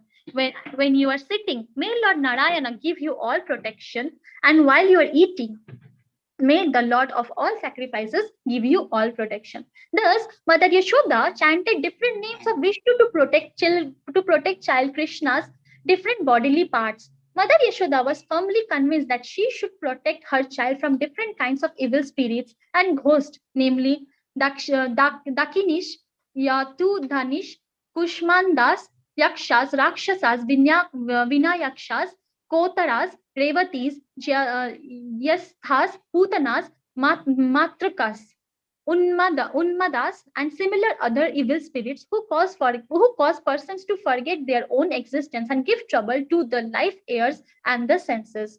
Sometimes they appear in dreams and cause much perturbation. Sometimes they appear as old women and suck the blood of small children. But no such ghost and evil spirits can remain where there is the chanting of the holy name of God. Mother Yashoda was firmly convinced of the Vedic injunctions about the importance of cows and the holy name of Vishnu. Therefore, she took all shelter in the cows and the name of Vishnu just to protect her child Krishna. She recited all the holy names of Vishnu so that he might save the child. Vedic culture has taken advantage of keeping cows and chanting the holy name of Vishnu since the beginning of history. Persons who are still following the Vedic ways, especially the householders, keep at least 1 dozen cows and worship the deity of Lord Vishnu who is installed in their house. Persons who are advancing in Krishna consciousness should take instruction from this pastime and also be very interested in cows and the holy name of Vishnu. The elder gopis of Vrindavana were so absorbed in affection for Krishna that they wanted to save him, although there was no need to, for he had already protected himself. They could not understand that Krishna was the supreme personality of Godhead playing as a child. After performing the formalities to protect the child, Mother Yashoda took Krishna and let him suck her breast. When the child was protected by Vishnu mantra, Mother Yashoda felt that he was safe. In the meantime, all the cowherd men who had gone to Mathura to pay tax returned home were struck with wonder at seeing the gigantic dead body of Putana. Nand Maharaja recalled the prophecy of Vasudeva and considered him a great sage and mystic yogi. Otherwise, how could he have foretold an incident that happened during his absence from Vrindavana?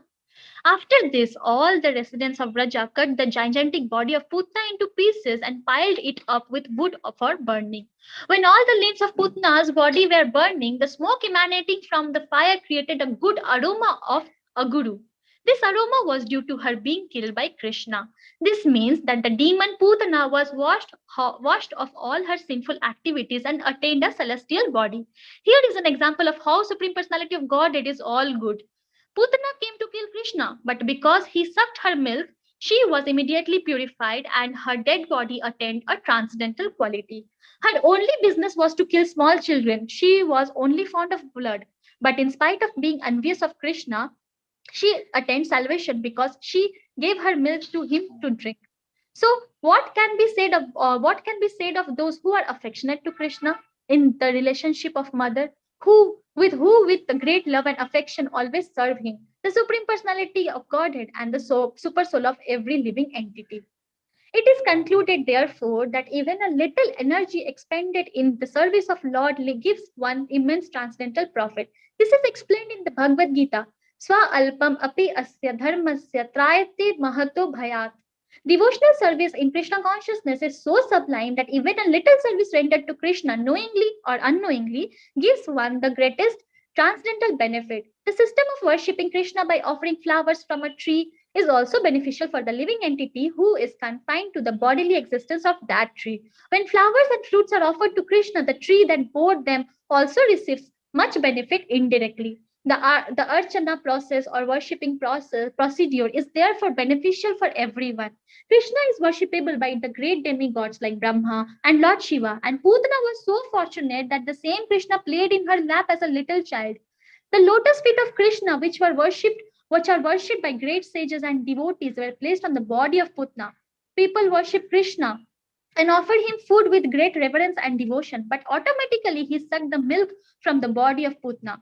Devotees therefore pray that if simply by offering something as an enemy Putna got so much benefit, then who can measure the benefit of worshipping Krishna in love and affection? Therefore, only Krishna should be worshipped, for so much benefit awaits the worshipper. Although Putana was an evil spirit, she gained elevation just like the mother of the Supreme Personality of Godhead. It is clear that the cows and the elder gopis who offered milk to Krishna were also elevated to the transcendental position. Krishna can offer anyone anything from liberation to anything materially conceivable. Therefore, there cannot be any doubt of the salvation of Putna, whose bodily milk was sucked by Krishna for such a long time. And how can there be any doubt about the salvation of the gopis who were so fond of Krishna? Undoubtedly, all the gopis, cowherd boys, cows, and everyone else who served Krishna in Vrindavana with love and affection were liberated from the miserable condition of material existence. When all the inhabitants of Brindavana smelled the good aroma from the smoke of the burning putna, they inquired from each other, "Where is this good fragrance coming from?" And while conversing, they came to understand that it was the fumes of the burning putna. They were very fond of Krishna, and as soon as they heard that the demon Putna had been killed by Krishna, they offered blessings to the little child out of affection. After the burning of Putna, Nanda Maharaja came home and immediately took up the child on his lap and began to smell his head. In this way, he was quite satisfied that his little child was saved from this great calamity. Srila Sukadeva Goswami has given a blessing to all persons who hear the narration of the killing of Putna by Krishna. They will surely attain the favor of Govinda. Thus ends the Bhakti Vedanta purport of sixth chapter, Krishna, Putna killed. Somebody else can continue. Chapter 7. Salvation of the Ram. The Supreme Personality of Godhead, Krishna, is always full of six opulences, namely complete wealth, complete strength, complete fame, complete knowledge, complete beauty, and complete emancipation. The Lord appears in different eternal forms of incarnation. The conditioned soul has immense opportunity to hear about the transcendental activities of the Lord in these different incarnations. In the Bhagavad Gita, it is said, Janma Karma Cha Divyam. The pastimes and activities of the Lord are not material. They are beyond the material conception, and the conditioned soul can benefit by hearing such uncommon activities. Hearing is an opportunity to associate with the Lord. To hear His activities is to evolve one's transcendental nature. Simply by hearing, the conditioned soul has a natural aptitude to hear something about other conditioned souls in the form of fiction, drama, and novel. The inclination to hear something about others may be utilized in hearing the pastimes of the Lord. Then one can immediately evolve his transcendental nature. Krishna's pastimes are not only beautiful, they are also very pleasing to the mind. If someone takes advantage of hearing the pastimes of the Lord of material contamination, the material contamination of dust accumulated in the heart due to long association with material nature can be immediately cleansed. Lord Chaitanya also instructed that simply by hearing the transcendental name of Lord Krishna, one can cleanse the heart of all material contamination. There are different processes for self-realization, but this process of emotional service, of which hearing is the most important function, when adopted by any conditioned soul, will automatically cleanse him of the material contamination and enable him to realize his real concentration presence.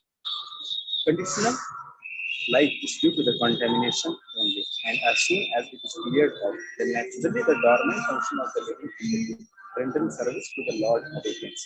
By developing his eternal relationship with the Supreme Lord, one becomes eligible to create friendship with the devotees. Maharaja Parikshit recommended from practical experience that everyone try to hear about the fundamental pastimes of the Lord. This Krishna treatise is meant for that purpose, and the reader may take advantage of it to attain the ultimate goal of human life. The Lord, out of his cosmos mercy, descends to this material world in displays his activities, just like an ordinary man. Unfortunately, the impersonalists or the egoistic class of men consider Krishna to be an ordinary man, like themselves, and so they deride. This is condemned in Bhagavad Gita by the Lord himself when he says, Avajananti. So you fools or rascals, take Krishna to be an ordinary man or a slightly more powerful. Out of their great misfortune, they cannot accept him as the supreme personality of God. Sometimes, such unfortunate persons misrepresent themselves as incarnations of Krishna without referring to the authorized scriptures. When Krishna grew up a little more, he began to turn himself backside up. He did not merely lie down on his bed, and another function was observed by Yashoda and Maharaj, Krishna's first birthday. They arranged for Krishna's birthday ceremony, which is still observed by all followers of the Vedic principles. Krishna's birthday ceremony is observed in India by all Hindus, irrespective of different sectarian views. All the cowherd men and women were invited to participate in the jubilant celebration. A nice band played, and the assembled people enjoyed it. All the learned Brahmanas were invited, and they chanted Vedic hymns for the good fortune of Krishna. During the chanting of Vedic hymns and playing of the band, Krishna was bathed by Mother Yashoda. This bathing ceremony is technically called Abhisheka, and even today this is observed in all the temples of Vrindavan on Janmashtami day, or the birthday anniversary of Lord Krishna. On this occasion, Mother Yashoda arranged to distribute a large quantity of grain, and first-class cows decorated with golden ornaments were made ready to be given in charity to the learned, respectable Brahmanas. Yashoda took her babe and addressed herself nicely, and taking child Krishna, duly dressed and bathed on her lap, she sat down to hear the Vedic hymns chanted by the Brahmanas. While Mother Yashoda was listening to the chanting of the Vedic hymns, the child appeared to be falling asleep, and therefore she very silently laid him down on the bed. Being engaged in receiving all the friends, relatives, and residents of Vrindavan on that holy occasion, she forgot to feed the child milk. He was crying, being hungry, but Mother Yashoda could not hear him cry because of the various noises. The child, however, became angry because he was hungry and his mother was not paying attention to him. So he lifted his legs and began to kick his lotus feet, just like an ordinary child. Baby Krishna had been placed underneath the hand-driven cart, and while he was kicking his legs, he accidentally touched the wheel of the cart and it collapsed. Various kinds of utensils and dishes made of brass and other metals had been piled up in the handcart, and they all fell down with a great noise. The wheel of the cart separated from the axle, and the spokes of the wheel were all broken and scattered hither and thither. Mother Yashoda and all the gopis, as well as Maharaj Nanda and the cowherd men, were astonished as to how the cart could have collapsed by itself. All the men and women who were assembled for the holy function crowded around and began to suggest how the cart might have collapsed. No one could ascertain the cause, but some small children who were interested to play with baby Krishna informed the crowd that it was due to Krishna's striking his feet against the wheel. They assured the crowd that they had seen how it happened with their own eyes, and they strongly asserted the point. Some were listening to the statement of the small children, but others said, how can you believe the statements of the children? The cowherd men and women could not understand that the all-powerful personality of Godhead was lying there as a baby, and that he could do anything. Both the possible and impossible were in his power. When the discussion was going on, baby Krishna cried. Without remonstration, Mother Yashoda picked the child up on her lap and called the learned Brahmanas to chant holy Vedic hymns to counteract the evil spirits. At the same time, she allowed the baby to suck her breast. If a child sucks the mother's breast nicely, it is to be understood that he is out of order. After this, all the stronger cowherd men put the broken part in order, and all the scattered things were set nicely as before. The Brahmanas thereafter began to offer oblations to the sacrificial fire with yogurt, butter, kushagras, and water. They worshipped the supreme personality of Godhead for the good fortune of the child. The Brahmanas who were present at that time were all qualified because they were not envious. They never indulged in untruthfulness. They were never proud. They were never, they were non-violent, and they never claimed any false prestige. They were all bona fide Brahmanas, and there was no reason to think that their blessings would be useless. With firm faith in the qualified Brahmanas, Nanda Maharaj took his child on his lap and bathed him with water mixed with various herbs, while the Brahmanas chanted hymns from the Rig, Yajur, and Sam Vedas. It is said that without being a qualified Brahmana, one should not read the mantras of the Vedas. Here is the proof that the Brahmanas were qualified with all the Brahmanical centers. Then Raj Nanda also had full faith in them. Therefore, they were allowed to perform the ritualistic ceremonies by chanting the Vedic mantras. There are many different varieties of sacrifices recommended for different purposes, but the mantras are all to be chanted by qualified Brahmanas. And because in this age of Kali such qualified Brahmanas are not available, all Vedic ritualistic sacrifices are forbidden. Sri Chaitanya Mahaprabhu has therefore recommended only one kind of sacrifice in this age, namely the Sankirtana Yajna, or chanting the Mahamantra. Hare Krishna, Krishna Krishna, Hare Hare, Hare Rama, Rama Rama, Hare Hare. As the Brahmanas chanted the Vedic hymns and performed the ritualistic ceremonies for the second time, Nanda Maharaj again gave them huge quantities of grain and many cows. All the cows which were given in charity were covered with nice gold embroidered garments, and their horns were bedecked with golden rings. Their hooves were covered with silver plate, and they wore garlands of flowers. He gave so many cows just for the welfare of his wonderful child, and the Brahmanas in return bestowed their heartfelt blessings, and the blessings offered by the able Brahmanas were never to be dampened. One day, shortly after the ceremony, when Mother Yashoda was patting her baby on her lap, the baby felt too heavy, and being unable to carry him, she unwillingly placed him on the ground. After a while, she became engaged in household affairs. At that time, a servant of Kamsa's known as Trinavrata, as instructed by Kamsa, appeared there in the shape of a whirlwind. He picked the child up on his shoulders and raised a great dust storm all over the Vrindavan, covering everyone's eyes. Within a few moments, the whole area of Vrindavana became so densely dark that no one could see himself or anyone else. During this dark catastrophe, Mother Yashoda could not see her baby, who had been taken away by the whirlwind, and she began to cry very piteously. She fell down on the ground exactly like a cow who has just lost her calf. When Mother Yashoda was so piteously crying, all the cowherd women immediately came and began to look for the baby, but they were disappointed and could not find her.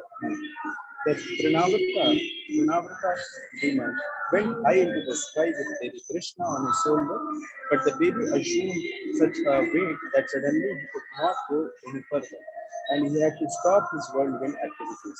Baby Krishna made himself heavy and began to weigh down the demon, catching hold of his neck. Trinavrata felt the baby to be heavy as a big mountain, and he tried to get out of his clutches, but he was unable to do so, and his eyes popped out from their sockets. Crying very fiercely, he fell down to the ground of Vrindavan and died. The demon fell exactly like Tripurasura, who was pierced by by the arrow of Lord Shiva. Trinavrata hit a stone slab, and his limbs were smashed. His body became visible to all the inhabitants of Vrindavan. When the gopis saw the demon killed and child Krishna very happily playing on his body, they immediately picked Krishna up with great affection. The cowherd men and women became very happy to get back their beloved child Krishna. At that time, they began to talk about how wonderful it was that the demon had taken away the child to devour him, but could not do so. Instead, he fell down dead. Some of them supported the situation. This is proper because those who are too sinful die from their sinful reactions, and child Krishna is pious. Therefore, he is safe from all kinds of fearful situations. And we too must have performed great sacrifices in our previous lives, worshipping the Supreme Personality of Godhead, giving great wealth in charity, and acting philanthropically for the welfare of men. Because of such activities, a child is safe from all danger. The gopis assembled their spoke among themselves. What sort of austerity and comfort we must have undergone in our previous life? We must have worshipped the Supreme Personality of Godhead, offered different kinds of sacrifices, made charities, and performed many welfare activities for the public, such as growing banyan trees and excavating wells. As a result of these pious activities, we have gotten back our child. Even though he was supposed to be dead, now he has come back to enliven his relative. After observing such wonderful happenings, Nanda Maharaj began to think of the words of Vasudeva again and again. After this incident, when Yashoda once was nursing her child and patting him with great affection, there streamed out the few supply of milk from the breast. And when she opened the mouth of the child with her fingers, she suddenly saw the universal manifestation within his mouth. She saw within the mouth of Krishna the whole sky, including the luminaries, stars in all directions, the sun, moon, fire, air, seas, islands, mountains, rivers, forests, and all other movable and immovable entities. When Mother Yashoda saw this, her heart began to throb, and she murmured within herself, "How wonderful this is!" She could not express anything, but simply closed her eyes. She was absorbed in wonderful thoughts. Krishna's showing the universal form of the Supreme Personality of Godhead, even when lying down on the lap of his mother, proves that the Supreme Personality of Godhead is always the Supreme Personality of Godhead. The child on the lap of his mother, or as a charioteer on the battlefield of Kurukshetra. The concoction of the impersonal is that one can become God by meditation or by some artificial material activity is herewith declared false. God is always God in any condition or status, and the living entities are always the parts and parcels of the Supreme Lord. They can never be equal to the inconceivable supernatural power of the Supreme Personality of God. Thus ends the Bhakti-Vedanta purport of the 7th chapter of Krishna, the salvation of Krsna. Someone else can continue.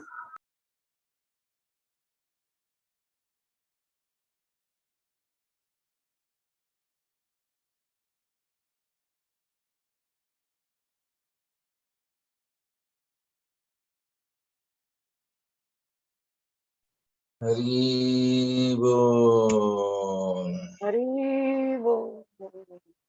Chapter 8. Vision of the universal form. After this incident, Vasudeva asked his family priest Gargamuni to visit the place of Nanda Maharaja in order to astrologically calculate the future life of Krishna. Gargamuni was a great saintly sage who had undergone many austerities and penances and been appointed priest of the Yadu dynasty. When Gargamuni arrived at the home of Nanda Maharaja was very pleased to see him and immediately stood up with folded hands and offered his respectful obeisances. He received Gargamuni with the feeling of one who is worshipping the Supreme Personality of Godhead. He offered him a nice sitting place, and when he sat down, Nanda Maharaja offered him a warm reception. Addressing him very politely, he said, "My dear Brahmana, your appearance in a householder's place is only to enlighten. We are always engaged in household duties and are forgetting our real duty of self-realization. Your coming to our house is to give us some enlightenment about spiritual life. You have no other purpose in visiting householders. Actually, a saintly person or a Brahmana has no business visiting householders. who are always busy in the matter of dollars and cents. The only reason saintly person and brahmanas go to the places of householder is to enlighten him if it is asked. Why don't the householders go to a saintly person or a brahmana for enlightenment? The answer is that householders are very poor-hearted. Generally, householders think that engaging in family affairs is their prime duty and that self-realization or enlightenment in spiritual knowledge is secondary. Out of compassion only, saintly persons and brahmanas go to householders' homes. Nanda Maharaja addressed Gargamuni as one of the great authorities in astrological science. The foretellings of astrological signs, such as the occurrence of solar or lunar eclipses, are wonderful calculations. And by this particular science, a person can understand the future very clearly. Gargamuni was proficient in this knowledge. By this knowledge, one can also understand what his previous activities were that are causing him to enjoy or suffer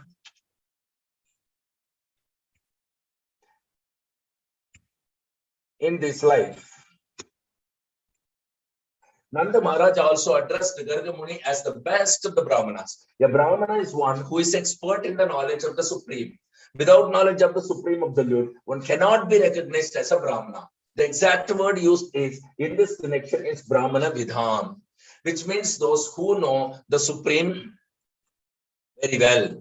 An expert Brahmana is able to give reformatory facilities to the subcastes, namely the Kshatriyas and Vaishyas. The Sudras observe no reformatory performances. The Brahmana is considered to be the spiritual master or priest for the Kshatriya and Vaishya. Nanda Maharaja happened to be a Vaishya and he accepted Gargamuni as a first-class Brahmana. He therefore offered his two foster sons, namely Krsna and Balarama, to him to purify. Nanda stated that not only these boys, but all human beings just after birth should accept a qualified Brahmana as spiritual master. Upon this request, Gargamuni replied, Vasudeva has sent me to see to the reformatory performances of these boys, especially Krishna's. But if I do so, it may incidentally appear that Krishna is the son of Devaki, since I am Vasudeva's family priest. By his astrological calculation, Gargamuni could understand that Krishna was the son of Devaki, which Nanda did not know. Indirectly, Gargamuni said that Krishna and Balarama were both sons of Vasudeva. Balarama was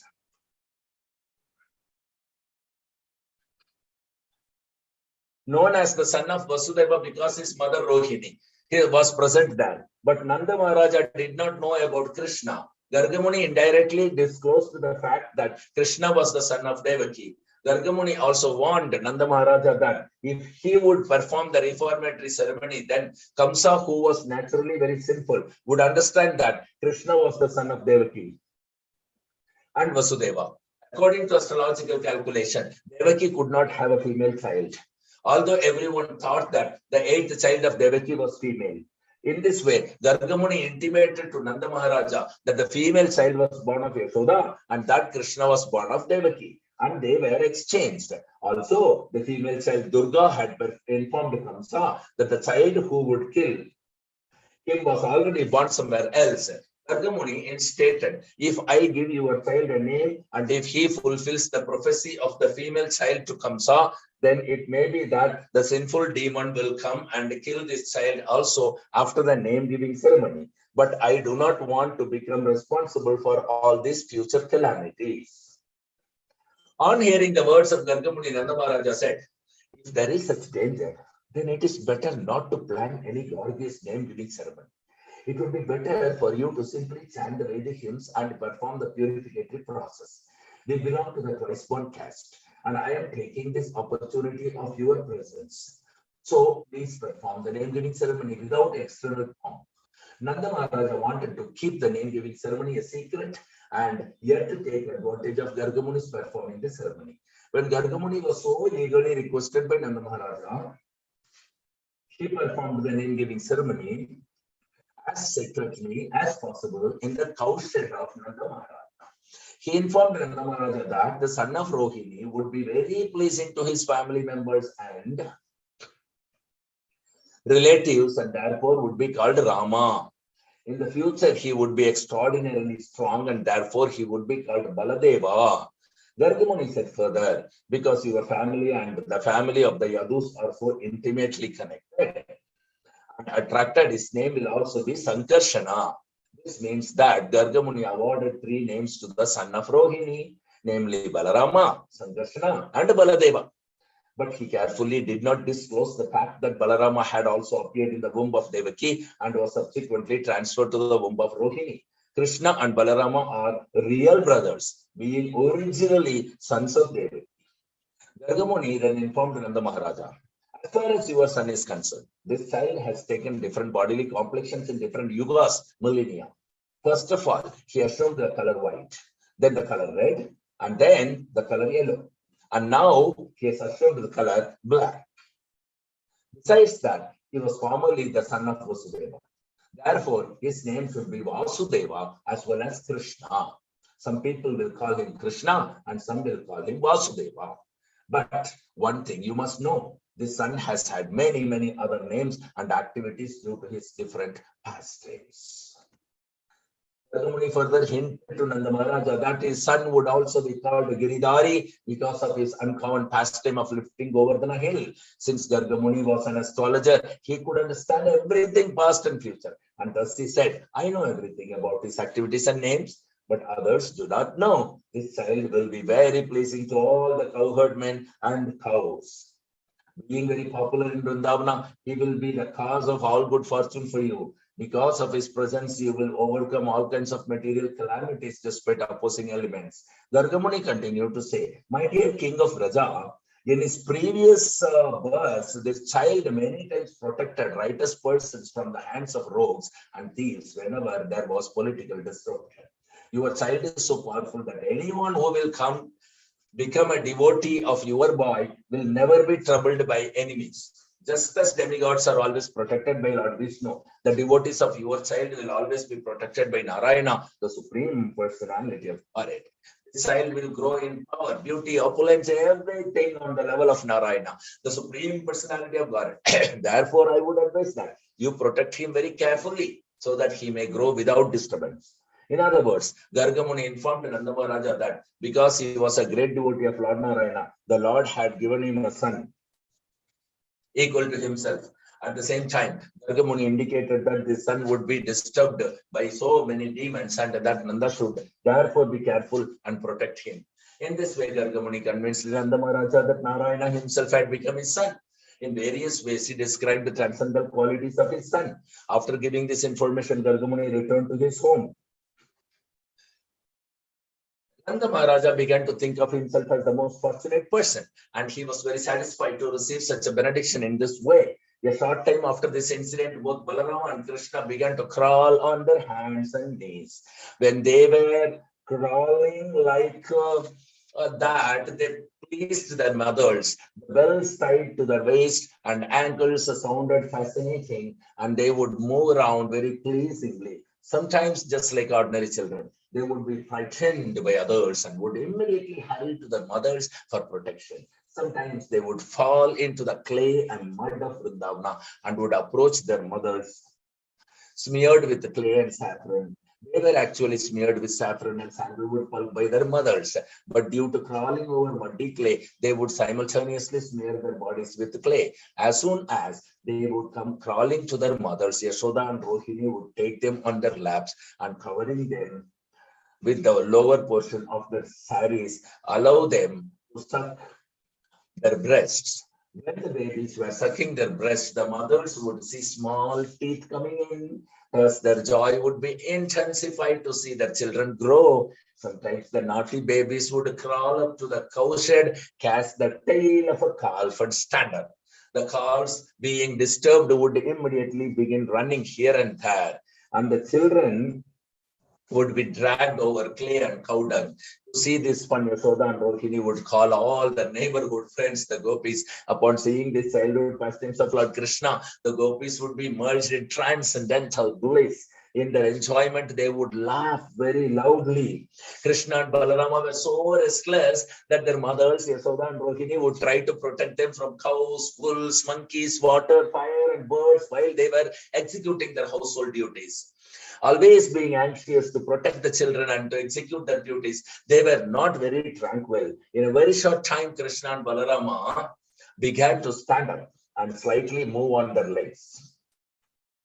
When Krishna and Balarama began to walk, other friends of the same age joined them. And together they gave the highest transcendental pleasure to the gopis, specifically to Mother Yashoda and Rohini. All the gopi friends of Yashoda and Rohini enjoyed the naughty childish activities of Krishna and Balarama in Vrindavana. In order to enjoy further transcendental bliss, they all assembled and went to Mother Yashoda to lodge complaints against the restless boys. When Krishna was sitting before Mother Yashoda, all the elder gopis began to lodge complaints against him so that Krishna could hear.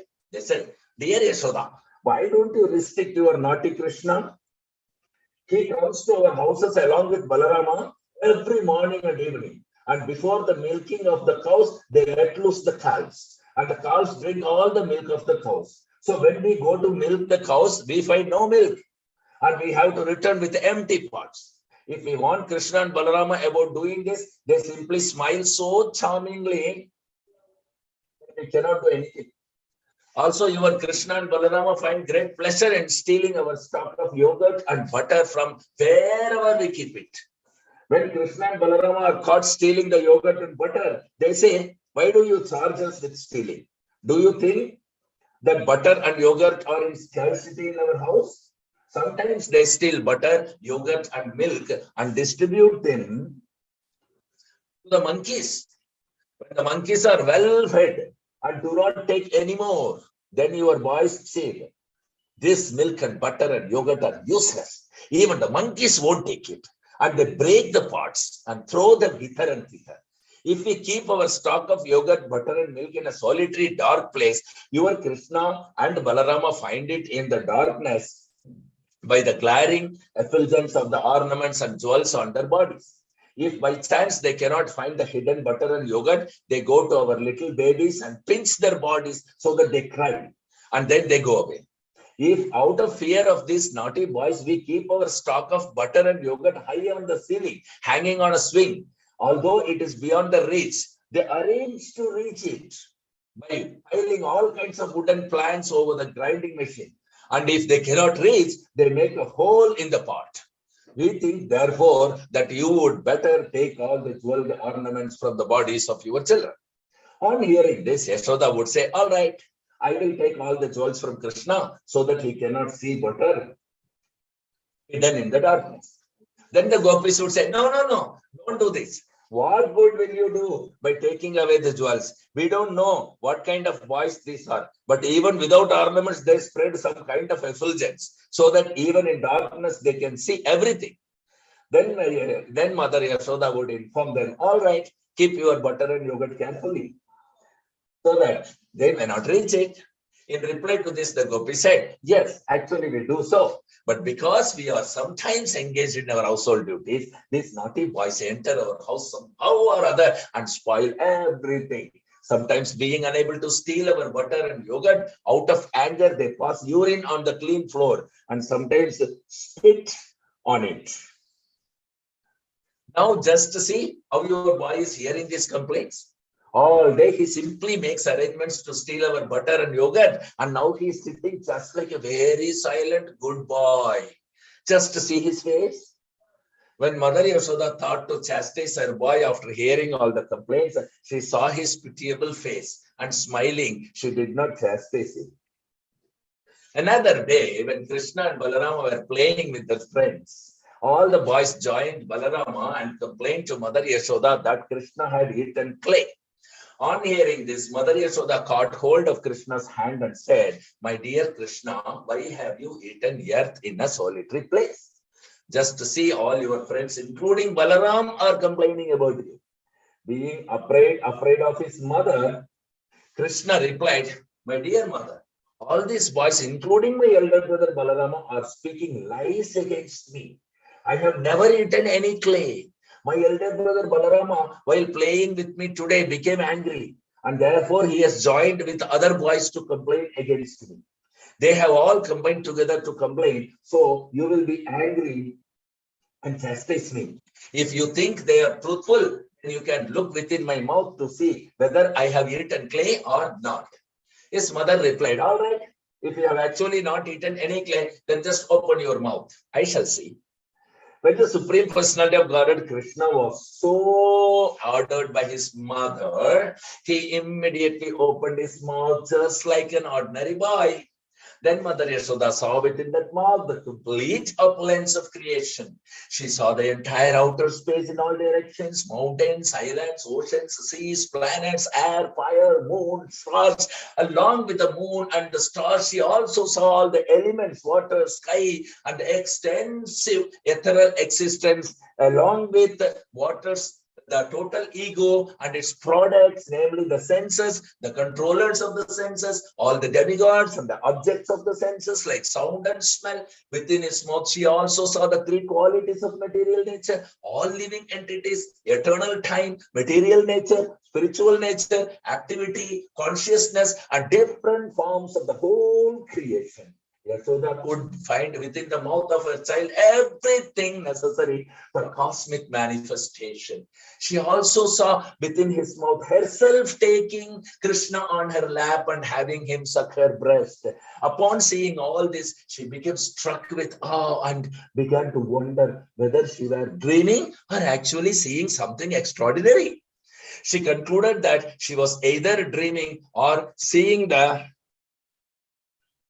play of the illusory energy of the Supreme Personality of Godhead. She thought that she had become mad, mentally deranged to see all these wonderful things. Then she thought it may be cosmic mystic power attained by my child, and therefore I am perplexed by such visions within his mouth. Let me offer my respectful obeisances unto the Supreme Personality of Godhead, who is beyond the expression of consciousness, mind, work, and philosophical speculation, and whose different energies produce everything manifested and unmanifested. Under his energy, bodily self and bodily possessions are conceived.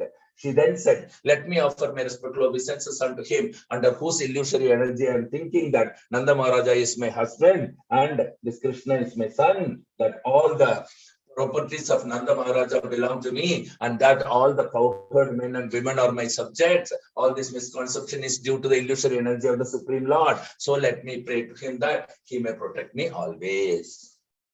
While Mother Yashoda was thinking in this high philosophical way, Lord Krishna again expanded his internal energy just to bewilder her with material affection.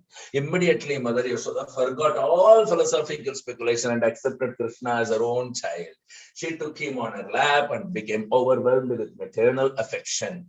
Thus, she began to think of the Supreme Personality of Godhead, who is understood through the process of cultivating knowledge derived from the Upanishads and the Vedanta Sutra, practicing mystic yoga and studying Sankhya philosophy as her own begotten child. Certainly, Mother Yashoda had executed many pious activities, as a result of which she got the absolute truth, the Supreme Personality of Godhead as a son who sucked milk from her breast. Similarly, Nanda Maharaja also must have performed many great sacrifices and pious activities for Lord Krishna to become his son and address him as father. But it is surprising that Vasudeva and Devaki did not enjoy the transcendental bliss of Krishna's childhood pastimes, although Krishna was the real son. The childhood pastimes of Krishna are glorified even today by many sages and saintly persons, but Vasudeva and Devaki could not enjoy such childhood pastimes personally. The reason for this was explained by Sukadeva Goswami to Maharaja Parikshit as follows. When the best of the Vasus, named Drona, and his wife Dhara were ordered to increase progeny by Lord Brahma, they said unto him, dear father, we are seeking your benediction. When we take birth again within the universe, may the Supreme Lord Krishna, in his most attractive feature of childhood, absorb our whole attention. May our dealings with him be so powerful, simply by hearing of the childhood activities of his, anyone will very easily cross over the designs of birth and death. Lord Brahma agreed to give them the benediction, and as a result, the same Drona appeared as Nanda Maharaj in Vrindavan, and the same Dhara appeared as Mother Yashoda, the wife of Nanda Maharaja. In this way, Nanda Maharaj and his wife Mother Yashoda developed their unalloyed devotion for the Supreme Personality of Godhead, having gotten him as their son. And all the gopis and cowherd men who were associates of Krishna naturally developed their own different feelings of love for Krishna. Therefore, just to fulfill the benediction of Lord Brahma, Lord Krishna appeared along with his plenary expansion, Balarama, and performed all kinds of childhood pastimes in order to increase the transcendental pleasure of all the residents of Vrindavan. Thus ends the Bhaktivedanta purport of the 8th chapter of Krishna, Vision of the Universal Form.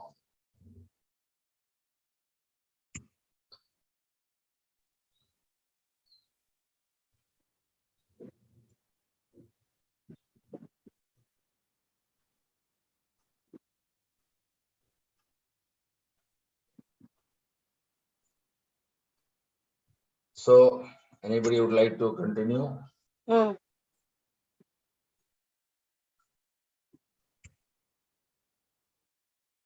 Mother Yashoda binds Lord Krishna. Chapter 9.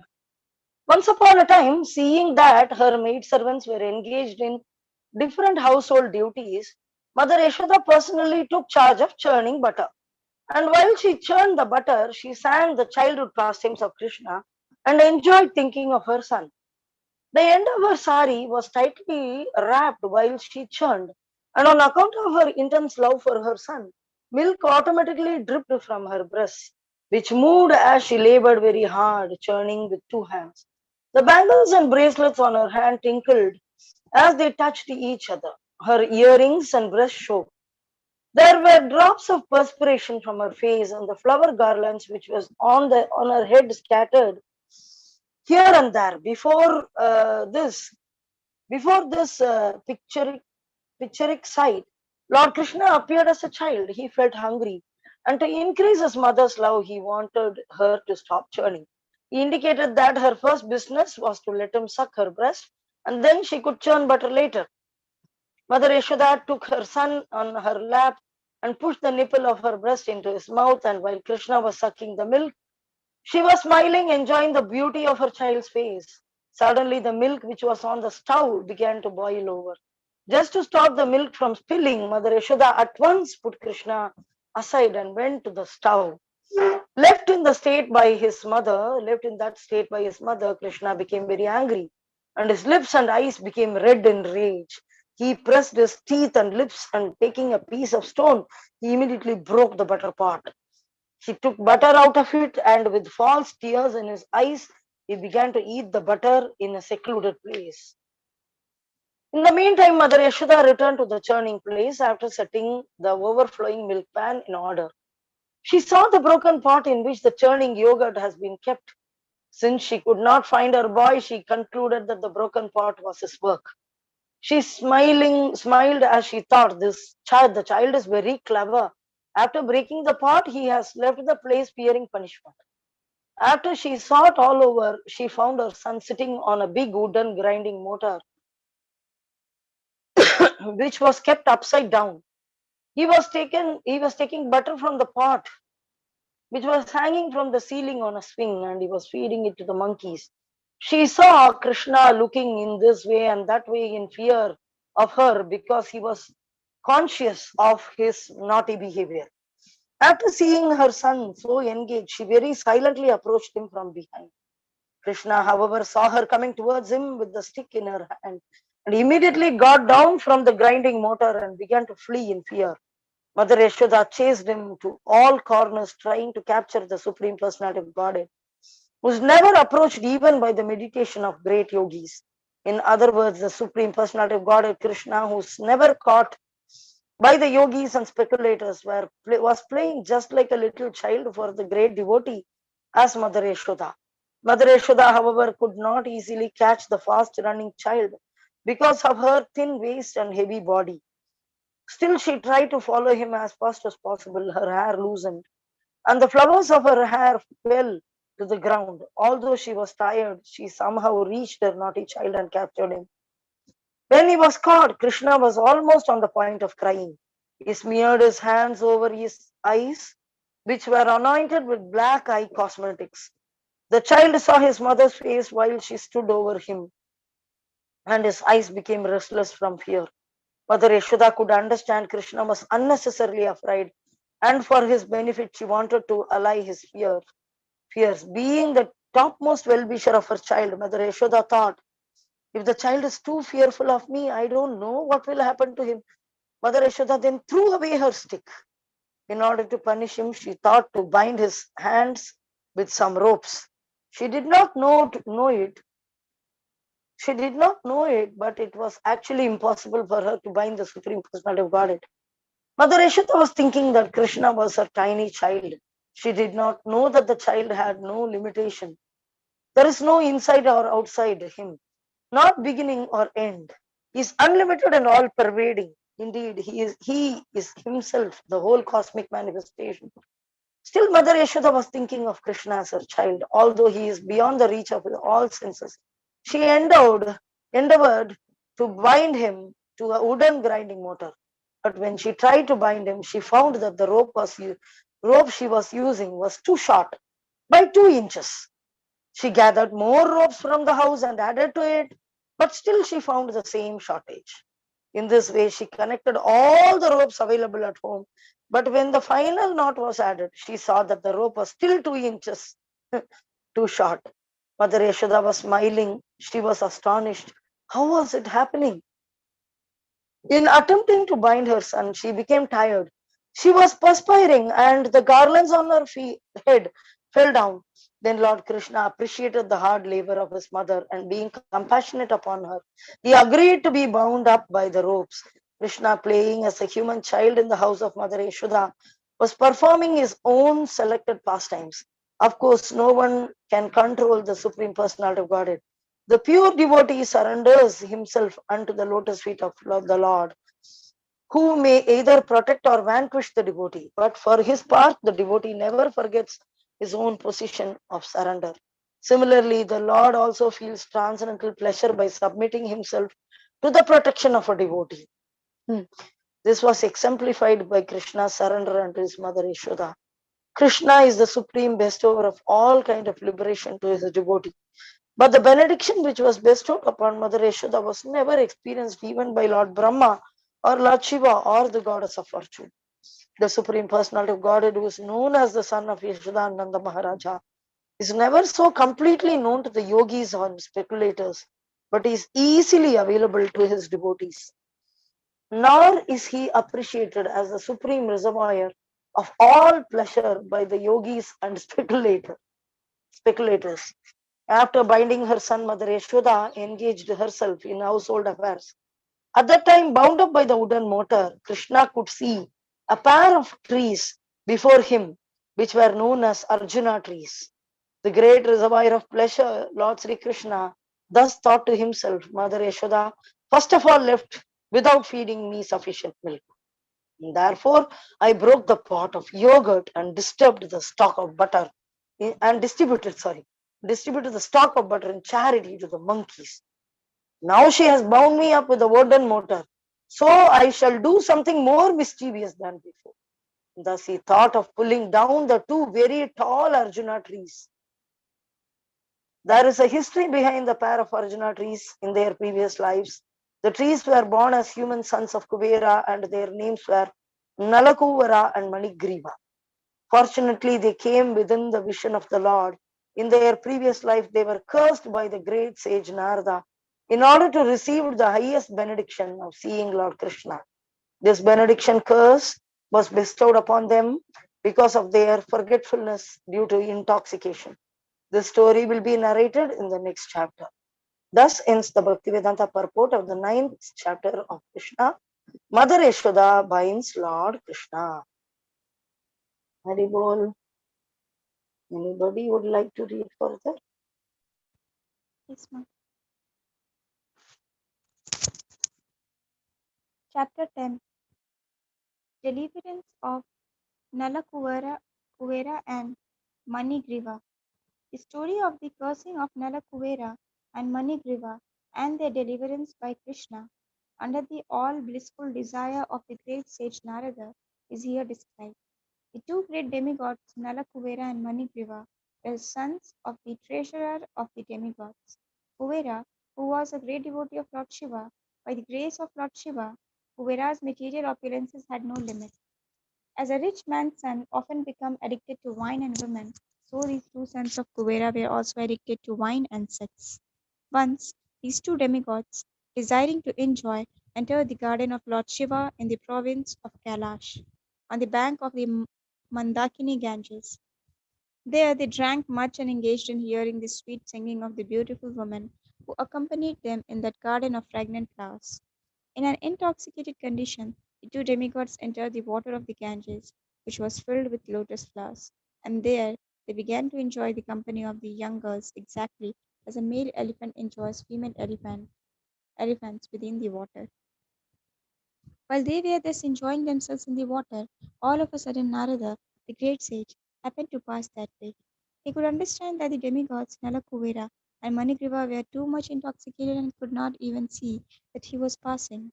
The young girls, however, were not so much intoxicated as the demigods, and they are at once become ashamed at being naked before the great sage Narada. They began to cover themselves with all haste. The two demigod sons of Kuvera were so much intoxicated that they could not appreciate the presence of sage Narada and therefore did not cover their bodies. On seeing the two demigods so degraded by intoxication, Narada desired their welfare, and therefore he exhibited his causeless mercy upon them by cursing them. Because the great sage was compassionate upon them, he wanted to finish their false enjoyment of intoxication and association with young girls and wanted them to see Lord Krishna face to face. He conceived of cursing them as follows. He said that the attraction for material enjoyment is due to an increase of the mode of passion. A person in the material world, when favored by the material opulence of riches, generally becomes addicted to three things: intoxication, sex, and gambling. Materially opulent men, being puffed up with the accumulation of wealth, also become so merciless that they indulge in killing animals by opening slaughterhouses, and they think that they themselves will never die. Such foolish persons, forgetting the laws of nature, become overly infatuated with the body. They forget that the material body, even though very much advanced in civilization, up to the position of the demigods, will finally turn into ashes or stool. And while one is living, whatever the external condition of the body may be, within there is only stool, urine, and various kinds of worms. Thus, being engaged in jealousy and violence to other bodies, materialists cannot understand the ultimate goal of life, and without knowing this goal of life, they generally glide down to a hellish condition in their next life. Such foolish persons commit all kinds of sinful activities on account of the temporary body, and they are even unable to consider whether the body actually belongs to them. Generally, it is said that the body belongs to the persons who feed it. One might therefore consider whether the body belongs to one personally or to the master to whom one renders service. The master of slaves claims full right to the bodies of the slaves because the master feeds the slaves. It may also be questioned whether the body belongs to the father, who is the seed giving master of the body, or to the mother, who develops the child's body in her womb. Foolish persons are engaged in committing all sorts of sins due to the misconception of identifying the material body with the self. But one should be intelligent enough to understand to whom their body belongs. A foolish person indulges in killing animals to maintain the body, but he does not consider whether the body belongs to him or to his father or mother or maternal grandfather. Sometimes a father gives his daughter in charity to a person with a view of getting back the daughter's child as a son. The body may also belong to a stronger man who forces it to work for him. Sometimes a slave's body is sold to a master, and from on, the body belongs that day on, the body belongs to the master. And at the end of the life, the body belongs to the fire because the body is given to the fire and burned to ashes, or the body is thrown into the street to be eaten by the dogs and vultures. Becoming, before committing all kinds of sins to maintain the body, one should understand to whom the body belongs. Ultimately, it is concluded that the body is a product of material nature, and at the end, it merges into material nature. Therefore, the conclusion should be that the body belongs to material nature. One should not wrongly think that the body belongs to him. To maintain a false possession, why should one indulge in killing? Why should one kill innocent animals to maintain the body? When a man is infatuated with the false prestige of opulence, he does not care for any moral instructions but indulges in wine, women, and animal killing. In such circumstances, a poverty stricken man is often better situated because a poor man thinks of himself in relation to other bodies.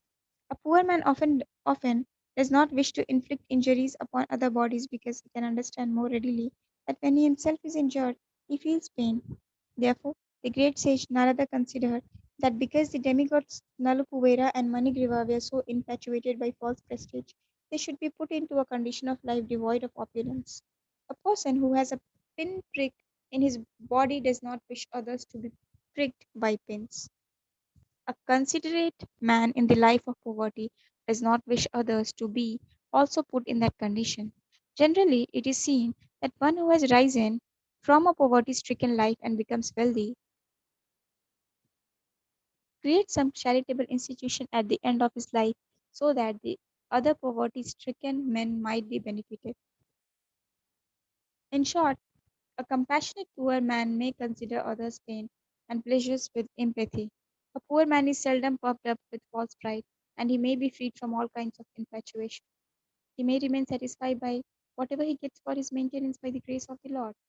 To remain in the poverty stricken condition is a kind of austerity.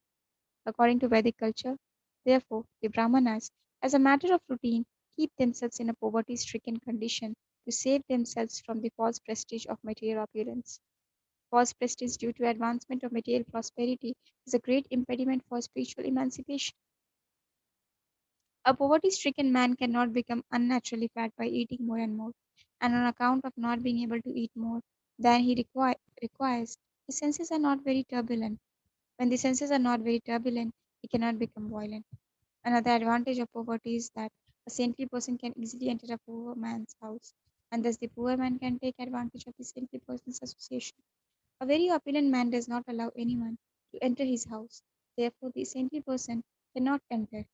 According to Vedic system, a saintly person takes the position of a mendicant so that on the plea of begging something from the householder, he can enter any house.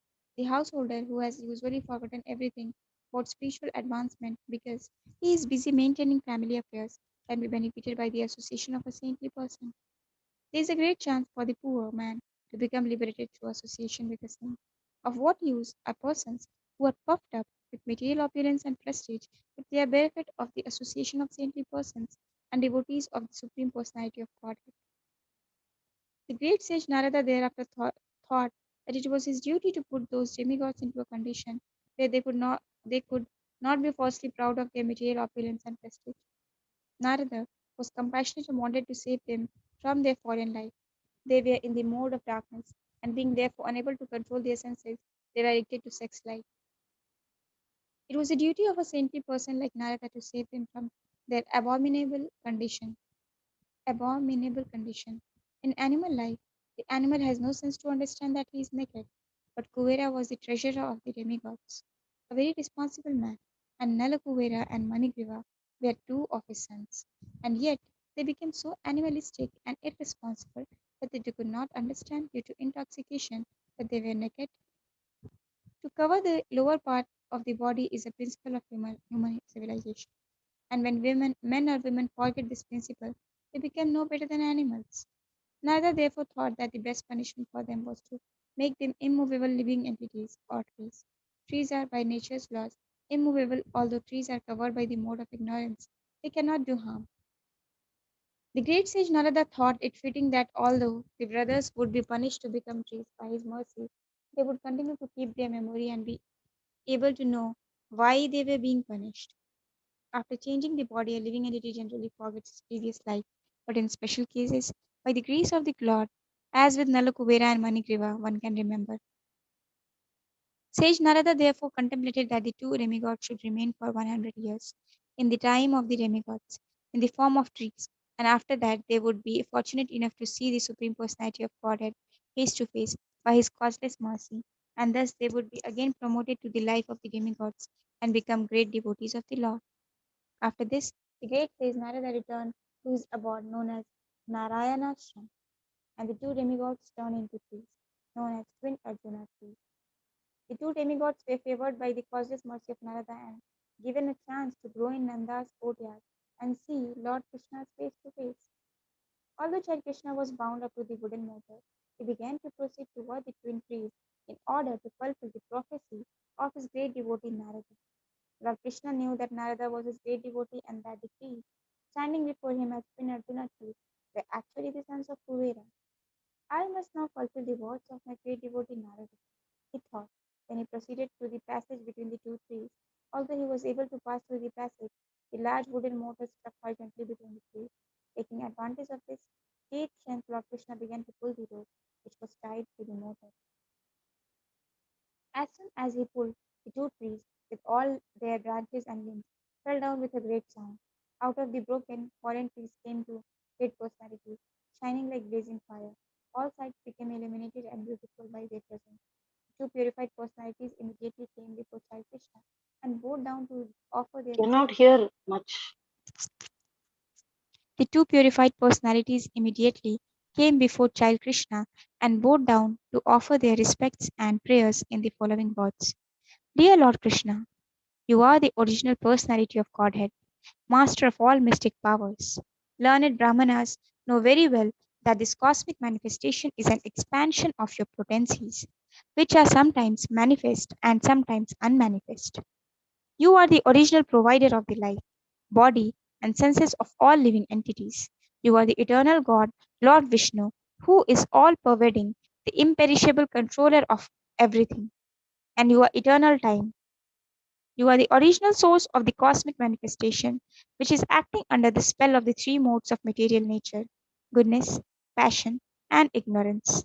You are living as the supersoul in all the multiforms of living entities, and you know very well what is going on within their bodies and minds.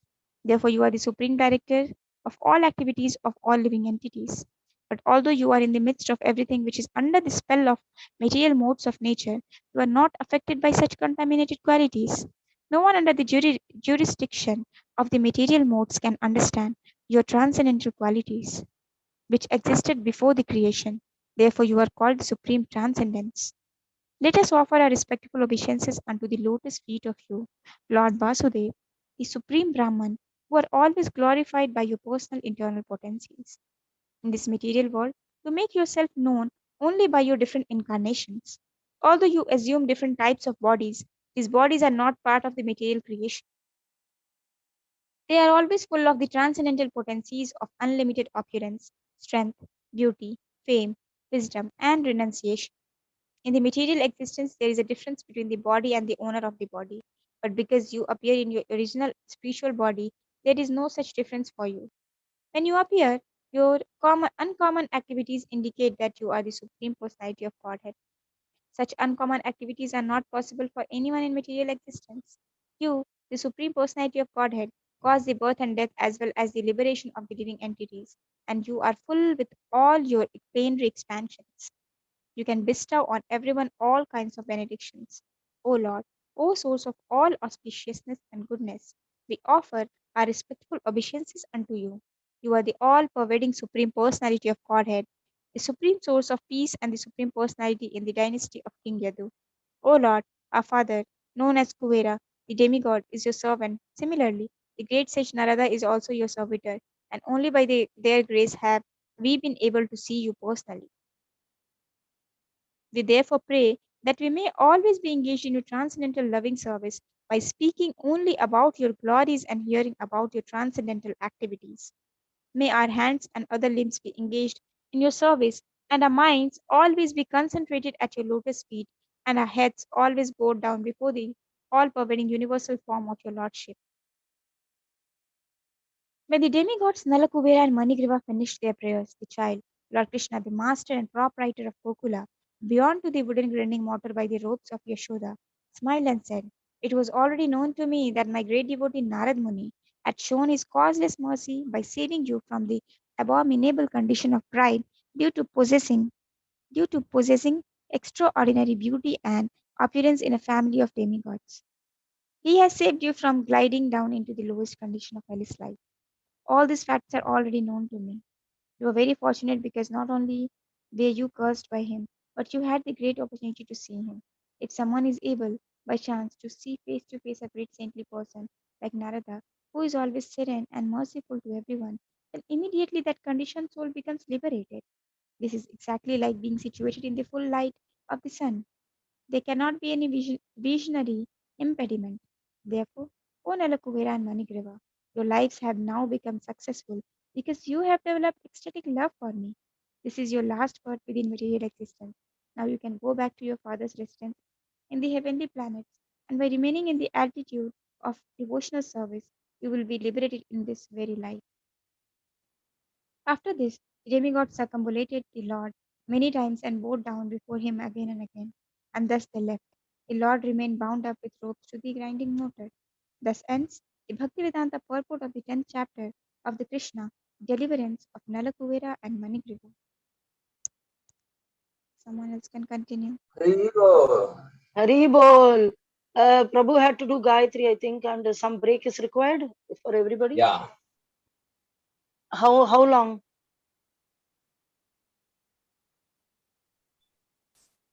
Or you need to go out or something? I have to do Gayatri. Okay. Then others can also use the restroom and all that. So when can we resume? 1:30?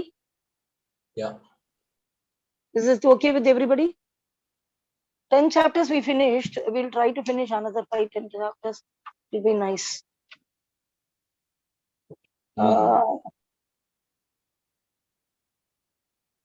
Or they want to, Deepshika and Preeti? Okay for me, ma'am. Yeah, ma'am. Okay. Okay, so we'll take a break for half an hour. Yeah, then ma'am. again Break. Yeah, ma'am. Okay. half an hour and then again we'll resume. Okay, ma'am. 1:40. 1:40. Okay. Okay, ma'am. Hari Bol. Hare Okay. Krishna. Hari Bol. Hare Krishna.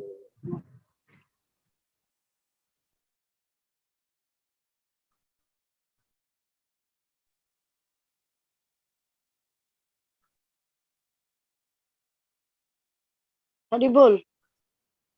Hari Bol. Hari Bol, வர முடியும்ல மத்தியானம் எங்க போறியா? இல்ல இங்கதான் இருக்கேன் நான். வேற காயத்ரி பண்ணணும். சரி சரி. ஏன்னா இல்லன்னு சொல்லிட்டா நான் கங்கைக்கு போவோம். நாங்க ஈவினிங்கா போலாம்னு இருக்கோம். ஓகே, ஹரி போல். ஓகே, ஈவினிங் போனா போதும். Preeti is leaving actually to Patna on Monday. Okay. அப்படியா? Hari Bol. ஆமாம். Okay, Hari Bol. Hari. And Disha and I'll send you details of Disha Agarwal and so that Simran. Kindly make arrangement for them to meet Guru Maharaj. Please, they are begging me. Hari Bol. Hare Krishna. I'll send WhatsApp now.